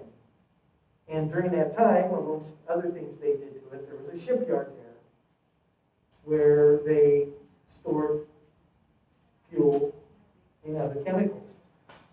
It wound up to be a Superfund site, an EPA-registered Superfund site. And then all of a sudden, now they want to give it back. This is something that also happened in other instances, like cultural items that have been stored in museums. The museums finally, got some backbone and some ethics and decided it wasn't a gift. Those things were taken, stolen from the people. They should give it back. Except in the latter part of the 19th century, when those things were taken, they were stored by the knowledge and science of that time, which usually included toxic chemicals like arsenic, that they were literally dipped into and preserved it. So they're saturated with these toxic chemicals, and now they're given back, and in some cases they're given back without that knowledge being in possession of the tribe. Maybe it wasn't even their possession originally in the museum. People were getting sick. What's happening with the land is very similar. And even if it's only economic,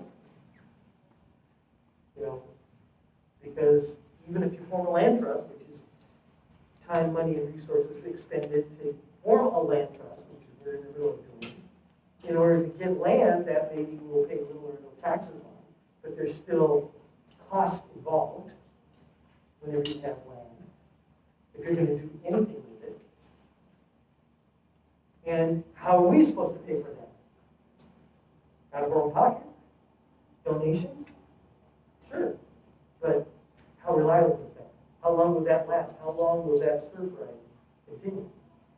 That we have to depend on.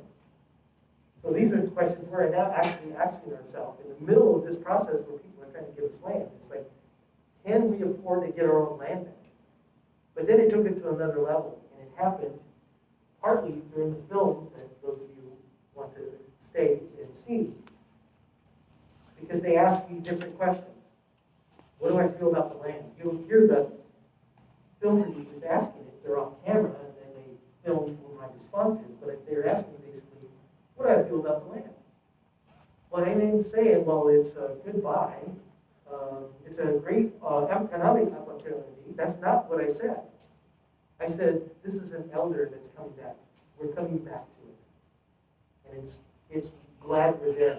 I talked about it in very living, human, culturally appropriate, intimate terms. And I realized, how am I going to deal with this dichotomy? And it's caused us to question, not refute, not reject, but just question the whole idea of land bank. Again, when people come to us and they want to do stuff with us, is there a balance in resources available there? Right? That's a question. And it's a struggle on each side. But it's something that wasn't even addressed before. For years, I was doing consulting work on behalf of my tribe. And they would just call me up and say, hey, can you come to this meeting tomorrow? No, because I'm working. And that's still a problem now. They're much more able to invite us to conferences, and they'll give us a little honorarium. They'll pay our bench fee. Oh, but wait a minute, I come from out of town. There's travel. There's getting off work. There's a hotel room, probably, even if it's Motel 6. I've done lots of Motel 6s for that reason. It's still a stress. And this isn't a complaint, but it's the reality. It's not an understanding of the complete process and consequences of what we're doing now in terms of racial equity. What does that really mean? Just giving the opportunity is not the equality you think it is. Because we're impacted by it. Land back is one of the biggest ones. Land is almost the most important thing we have, especially if you're talking sacred sites, like it is for the Leon people. They weren't going to turn down Tolwap Island. That's their most sacred place. But there's a consequence to taking it on because what happened to that land since it left their hands. It wasn't being taken care of, and it was polluted, highly polluted. So there's levels and nuances to this that have to be considered and usually aren't often considered. And then when we happen to mention that, it's like, oh, that was rude of you. You are terribly grateful for us giving this your polluted land back. Well, even with that, think about this. As an indigenous person, I'm not getting paid. So, if someone says, I have 500 acres, here you go. I now then would have to become responsible for the taxes, the maintenance, the insurance, and how good that feels just giving it back. Oh, great, but where's the responsibility to history? The same thing happens to this day around cultural resource management.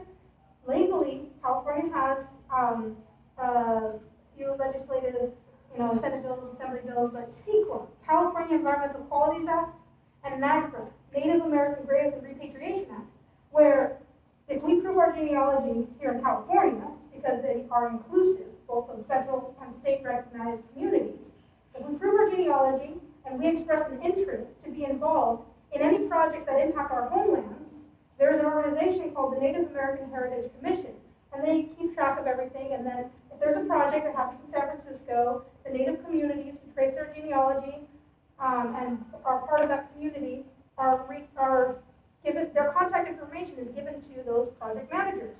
Those project managers say, hey, we're going to be building a building, or there's a project happening in your homelands. Are there any cultural resources in that area that we should be familiar with? Meaning, are there ancestors beneath the ground that you could tell us about to make sure that we don't run into any ancestral bones? Or they call them cultural resources, or they call them bones. I'm just sitting here, can we just call them our ancestors? These are people. That being said, these companies, corporate time, corporate dime. For the past 3 decades, my mother has been saying, everybody's on corporate time, corporate dime with the native. Everybody wants the native to do the song and dance routine. They reach out to us, yay. But the same way with any consultation lead, business as usual says, until you sign a contract, you don't get paid or commission. Meaning, we're responding to hundreds of thousands of emails and letters because it's our obligation to protect these cultural resources. We're going out to these locations, these sites, doing surveys, not getting paid. And these institutions are like, this is business as usual. You should be happy. You should be happy we're including you. We have to follow these rules. We have to deal with you. We have to do this. I wish we didn't have to because it takes time and money out of their schedule. We're not being paid. And so when people operate as business as usual, they don't know all the perspectives. Oh, how convenient, not knowing all perspectives. That's the same thing as the wage gap. Don't tell people what you make. Perspectives. It's really important to learn as much as possible, to hear as many perspectives as possible. Like the mission curriculum. Curriculum, not the mission, that's been in our education systems for generations. Adults, 40 and 50 years old, we're talking that mission curriculum. That's a one-sided narrative, and it's what informs us. And when we are misinformed or given limited information, we come to conclusions and assumptions about things that we don't know about. And therefore, it informs our decision-making practices and our decision-making policies. And that goes forward into decisions how we impact the world around us. And therefore, that lack of perspective is limiting us. And when all of a sudden people realize indigenous peoples have a unique, rich history and they're so diverse, we hear about books about 500 nations. But here in California, the most linguistically dense territory on this side of the northern hemisphere has 250 language dialects. That's not the stuff that we heard about the 500 nations across the Americas. This is just in California. And we have different governing structures, different societal standards, different rules of regulating ourselves, different protocols and practices, and of which many of us learned to become multilingual, and we interface with each other, and we traded with each other. There's Napa Obsidian found further into the Americas. There's Shawnee and a few other Native nations cultural resources found here on the coast. Abalone's found further east. So thinking about these things, when we're told hunter-gatherer, primitive, we have socioeconomic standards and patterns, like all of this amazing wisdom and knowledge. Don't stop learning. So we encourage you to come connect with us. We have this film. We are working with pine nuts. I really wanted Lana to make me one to rock my lanyard. But like, this is my medicine. This is my regalia. Medicine isn't meant to be a pill to help us when we are ailing. Medicine is good and helps us go forward in a good way. Humor is medicine. Song is medicine. Regalia and how we conduct ourselves is good medicine. We only have a few minutes here, and I wanted to answer this one question because we were talking about land stewardship. And I have to give a quick answer. What we're doing through that mishmash of issues that I talked about in terms of land back, and we're also being asked to consult on our strategies on land stewardship. And that's actually just beginning. And so one of the organizations we're working with is called EcoFarm, Ecological Farming Association. They have an annual conference. I'm embarrassed to say that I didn't know about them until a few years ago, but they've been around for over 40. They didn't know about us either. In my homeland. That was the bad part. It was in my own homeland down in Monterey. But we're starting to work with them, and they're starting to bring Native people in. I've got to talk to you about that later. That in a way, at a higher level, and in an integrated way, to where we're now doing panels on our ways of farming, our unique perspective, and to address issues like how you can engage in land stewardship in a more ethical and a culturally appropriate way. Another group that's coming in somewhat as an offshoot is called Eco Restoration Camps. It was started in Europe, but they now have sort of a start here in California.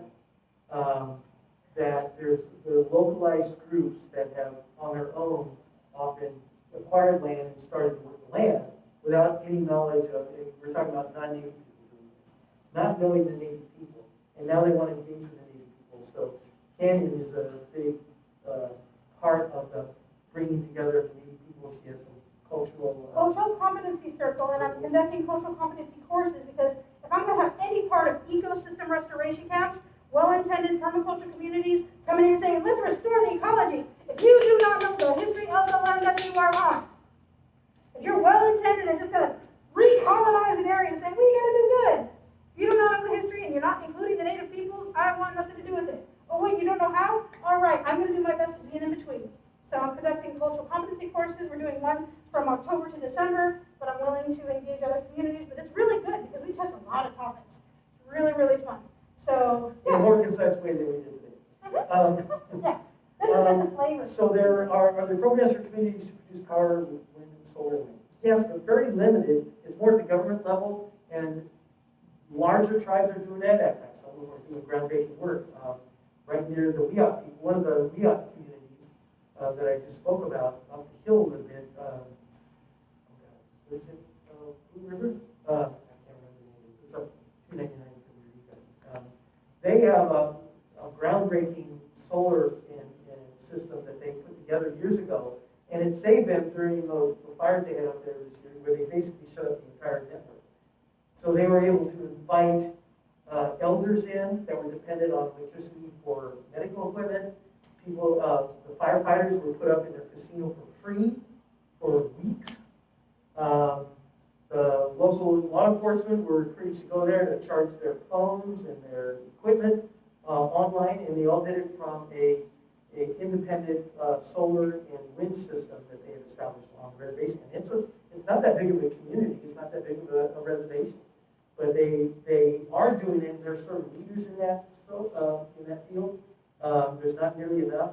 There are some government programs that are starting to have an impact in the community, but they're wrestling with the idea of whether it's federally recognized or not, because the funds are often usually come through the feds, and there's a legal issue there that they only be federally recognized. And again, I said, we get to that, we don't know. That's like a 4-day conference all by itself. But a lot of groups are not federally recognized. That's part of the cultural genocide that's happening. So there are programs, but they're limited at the level that most communities can work at.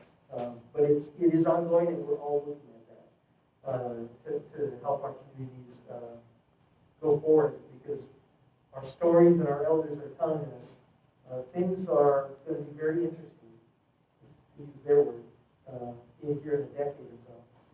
And social media. Well, in a sense, we're streaming right now. I'm going to be posting it on Canyon Consulting YouTube, on Coyote Women's Creations YouTube. Roman Ohlone is a unique figurine in his regalia, and he is an accurately depicted native figurine. Think about it. How many times do you think indigenous peoples were ever consulted about their likeness in media? Free contact, just think about it. It's the history of media. So he's a little figurine, and he goes around to honor native land. Any one of us can go around and do hashtags of hashtag honor native land, hashtag land back, but dominantly right now he's been posting, he's saying, I'm in Yelamu, in Ramaytush Ohlone territory. A few hours ago, he was over in Mount Diablo, he was in Chichenyo, Ohlone territory, the Miwok neighboring territories, and sharing educational space. Has fun, he's roamed around Exploratorium, unique selfies, macro shots, micro shots, all the fun stuff. And he's actually hiding in our video. Very hard to see because it's zoomed out, but Easter egg. But that being said, one way to honor native land with fun, interactive opportunity. And so that's ways that we can honor this. Greg is part of many amazing communities. I highly recommend you check out the hot links on my website where his bio is, because what it has is the California History Curriculum. California Indian History Curriculum Coalition is based at Sacramento State in the College of Education, and I got collaborated with educators to start a coalition, which, just like most Indian community programs, we have no funding, all volunteer. Right. We're doing it by the seat of our pants, but we're doing it anyway. And it's to support native communities to write their own story, and which has been happening in the past. But now what we're seeing is that communities are putting their own people through the college and university system, and they're getting degrees in education. So they're writing these curriculum to the newest and best standards, Common Core and the new state framework that was established in 2014, and those kinds of things, and even beyond that. They're doing it about their own culture. Right? Place knowledge. Because they were just tired of waiting for the state and federal government to do anything. It takes forever. And that's a whole story by itself. It's been decades in the making, so maybe people will do it themselves. And this coalition is supporting Native communities to do that kind of work. So there are links to 7 curriculum you can download for free. And on my website, we have the Ohlone curriculum that's been in existence for a while, and a culturally competent review where the individual who helped edit it, the institution said, we don't need to do that. An individual in that work environment chose to go to Native peoples of the Native community of who they were talking about and said, are you okay with how this is written? Are you okay with this verbiage? Are you okay? Are you okay? Are you comfortable? Are you comfortable? Consent culture? What a concept. The Ohlone curriculum is free, downloadable on my website. And then I also have a list of book recommendations on my website, Native vetted books. Not just Google Native American or California Indian. No. Actual books, such as Greg, myself, other professors. It still needed to be updated. I'm behind in my own bragging of myself kind of content. I'm very behind. I need collaborators. I need community members. People in solidarity. Yellow volunteers. Anybody? I need help. to help me update the website, help me update social media, all the fun stuff. I'm bad at Patreon, horrible. I haven't even followed through with my deliveries of the commitments because I didn't know what I was going to commit to. Ugh. So that being said, we're going to have this video. We're going to be hanging out, so come, touch pine nuts. I have my coloring book available. I have mini zines. I'll teach you how to make mini zines. Take a single piece of paper, turn it into an 8-page booklet, take it home with you. So, I mean, we're here, and we're fellows. And so we want to be in community. And we appreciate you taking your time, and your energy, and your intention, hearing some fun facts, hard-hitting facts, challenging facts. Thank you. And so we're on her website. She's connected to all the social media. I only do Facebook. I'm an old fogey, so that's all I can do. Although it's kind of amazing how the Native community took to Facebook. You are sharing so many things. I'm behind. He shares a lot of good stuff. It's what we call the old, we used to have a joke about what we call the Indian grapevine. There's no secrets in Indian country. Well, with Facebook, there's no secrets, really facts. You know, and in fact, I've missed events. They say, well, I told you, I invited you. I invited you in the invitation and the Facebook and the events. Yeah. It's like, I didn't get anything in the mail. Well, I told you on Facebook. It was posted. Facebook. Okay. So we are doing social media, but that's just like anything that you look on the internet, you have to be careful and just kind of vet and be critical and analytical of what you're seeing on the internet. Because to be brutally honest, I'm not the font of all knowledge. I'm sharing what's been shared with me for over 30 years by elders, and it's knowledge from those particular elders. I feel pretty comfortable sharing it, but that doesn't mean I'm correct or correct for all people. That's the crucial part. I can speak of Ohlone people, Central Coastal people in a general way.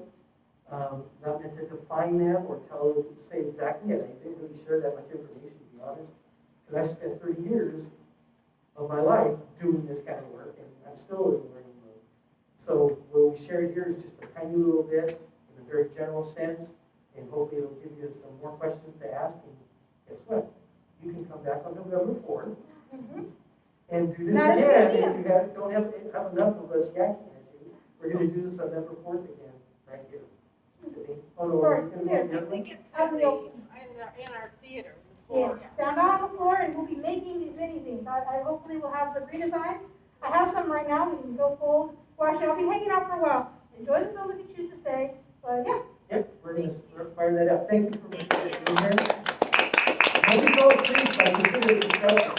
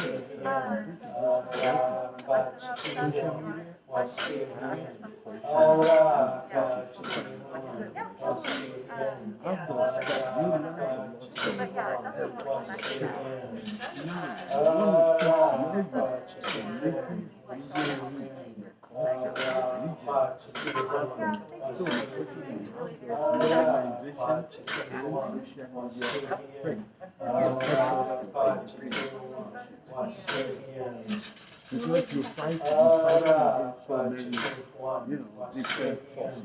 The social media is telling them this, you telling them this. Although you should be using for you as their parents,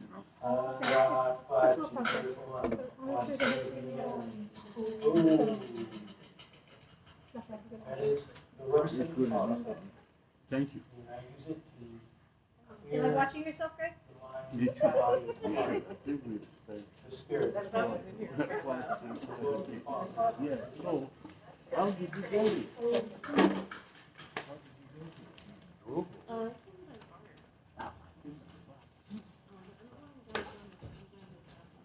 Push up too. I'm only recently studied Shaman Saki. She still goes to the other three languages. My great grandmother, Ohlone, and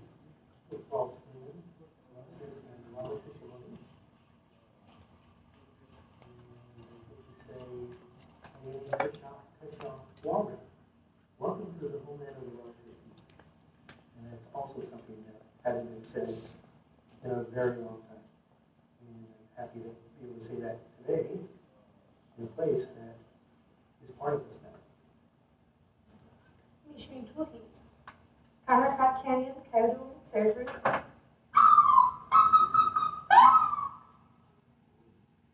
I come from Indian Canyon. I identify as a Mutsun Ohlone, Chumash, educator, activist, consultant, student of life, teacher, community member, mentee, and mentor. I am visiting the homeland of my relative. I'm so honored and humbled to be in these lands that I've always called home. And I am a proud Ohlone individual, and I know that that name is a misnomer. Maybe we'll start there. The term Ohlone. Ohlone is hopefully our relatives won't be insulted if I use the word generic, but that's sort of what it is. It's a construct. And it was derived from a village that actually wasn't that far from where we're sitting right now, along the coast in Ramaytush country. And it came about because people got tired of being Costano, or Castano as the Spaniards called us, which was another generic construct term that was used for years, but it applied to other people too. My father's Solomon people south of the Yelamu were also sometimes referred to as Castano, coastal people. Mm-hmm. Wow. So, in some of the old texts in journals of the Spaniards, there was no Costano all up and down the coast. So they were referring to other people as coastal people. And the Ohlone people got stuck until somewhere along the way, somebody got tired of it. It's like, no, we're going to go find this thing. And because they wrote it, their documented narrative gets to be validated. And isn't that similar to right here, we're really close to Ohlone.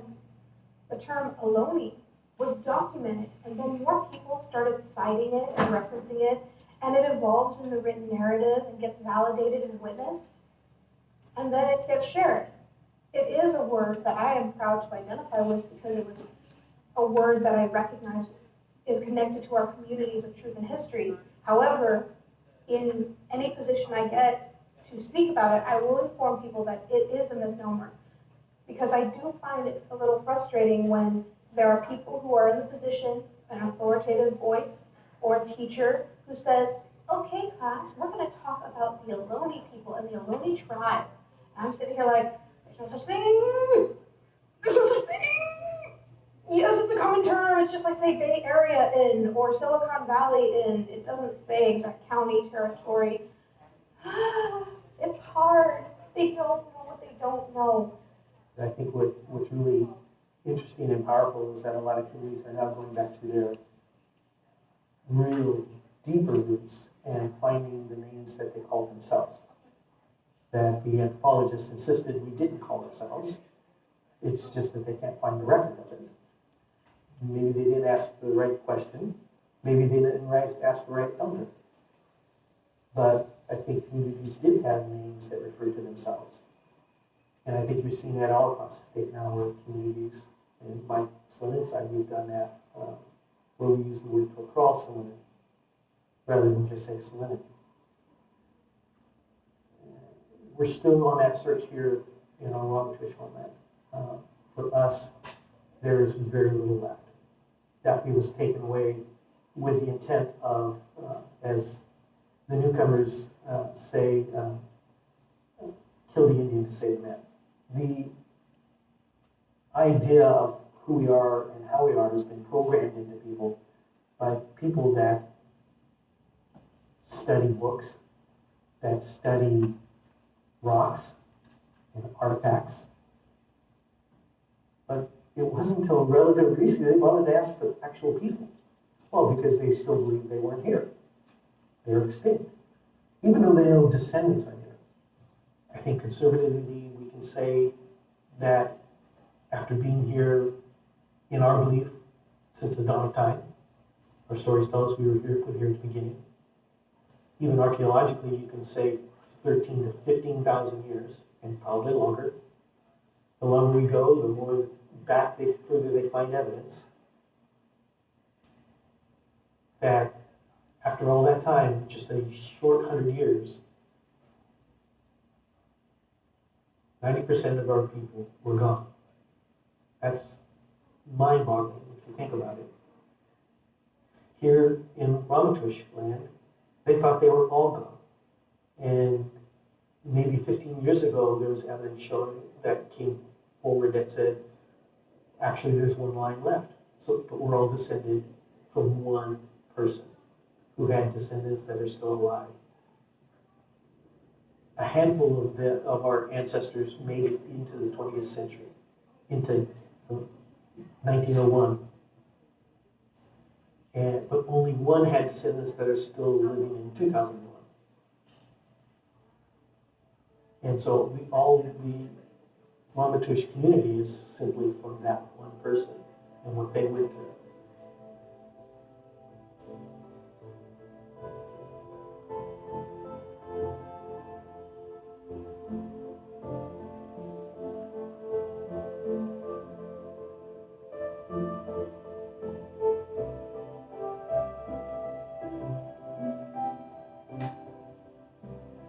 Over thousands of years, we've developed this intimate relationship with the land and it with us. It gave birth to us, certainly in a spiritual, cultural sense, and a physical sense too.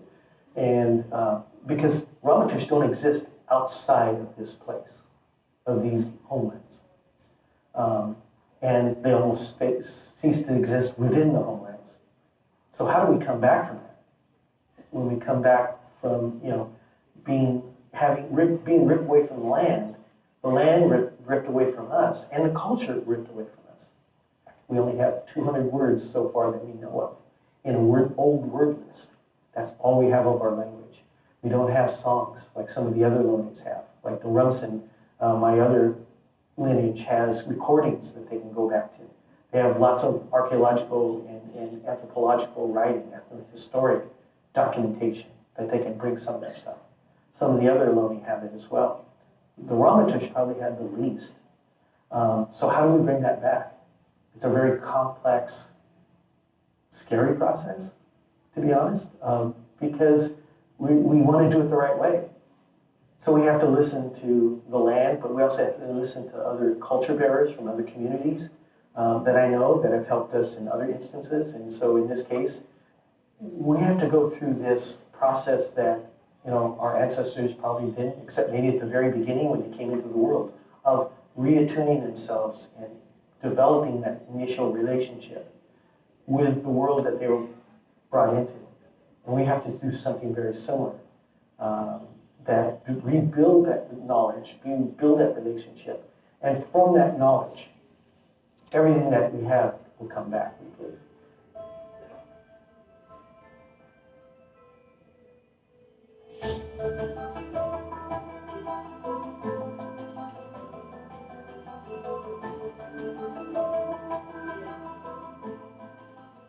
When people lead to what I say or what I share, I remind them that I didn't get a blast of energy or information like, now I know all this information.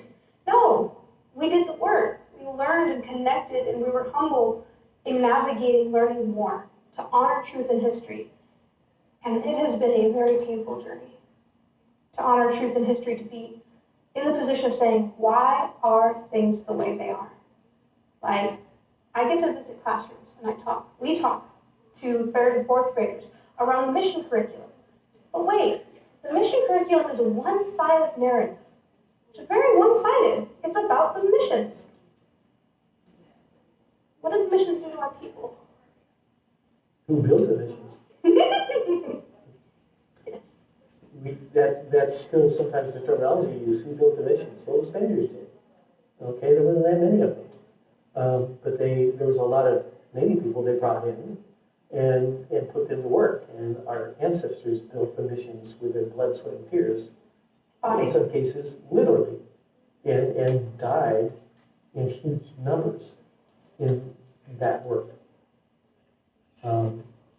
That's the brutal truth that we are dealing with every day. And also allow them to be exploited too. They were needed by this empire to be the labor force. And all the laws and processes were geared towards that up until statehood. And then statehood, basically, they didn't want or need a labor force, they just wanted a scum. Because they, in their perverted way of looking at the law, they saw the law as telling them you can't take land from people that have title to it. So what if there's no people? Yep. So then, oh, well, now the land's free and clear. We were in their way. We were in their way. We were very inconveniently messing up their legal system by the original inhabitants, the property owners, still being here. So if you get rid of the property owners, well, then you don't have anybody claiming title. The bizarre thinking that legal title is more valuable than murder. The United States government spent $1.4 million in the 1850s to get rid of California natives, to free up space, and to get indigenous peoples out of the way. And right after that, in 1887, there was an allotment act that did give indigenous people land, but it forced them to sign up for that land and to out themselves. And many indigenous peoples did not want to just raise their hand saying, I'm native, because for sheer survival, indigenous peoples had to suppress and quiet their presence in the world for sheer survival. You get so frustrated dealing with the government because the government, people that don't know the history, don't want to know the history, don't want to remember that their government was leading the war against Native people and leading the effort to exterminate them.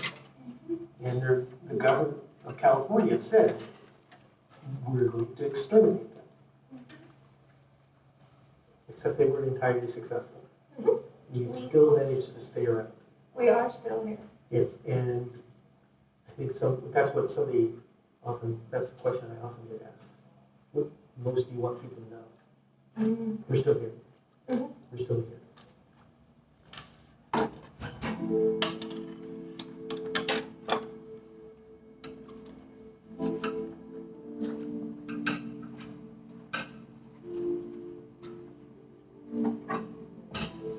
Indian Canyon is my home. Before colonization, my ancestors gathered here for ceremony. When the missions came, my elders and my ancestors who did not like the constraints of the mission fled from Mission San Juan Bautista, and they came here into Indian Canyon.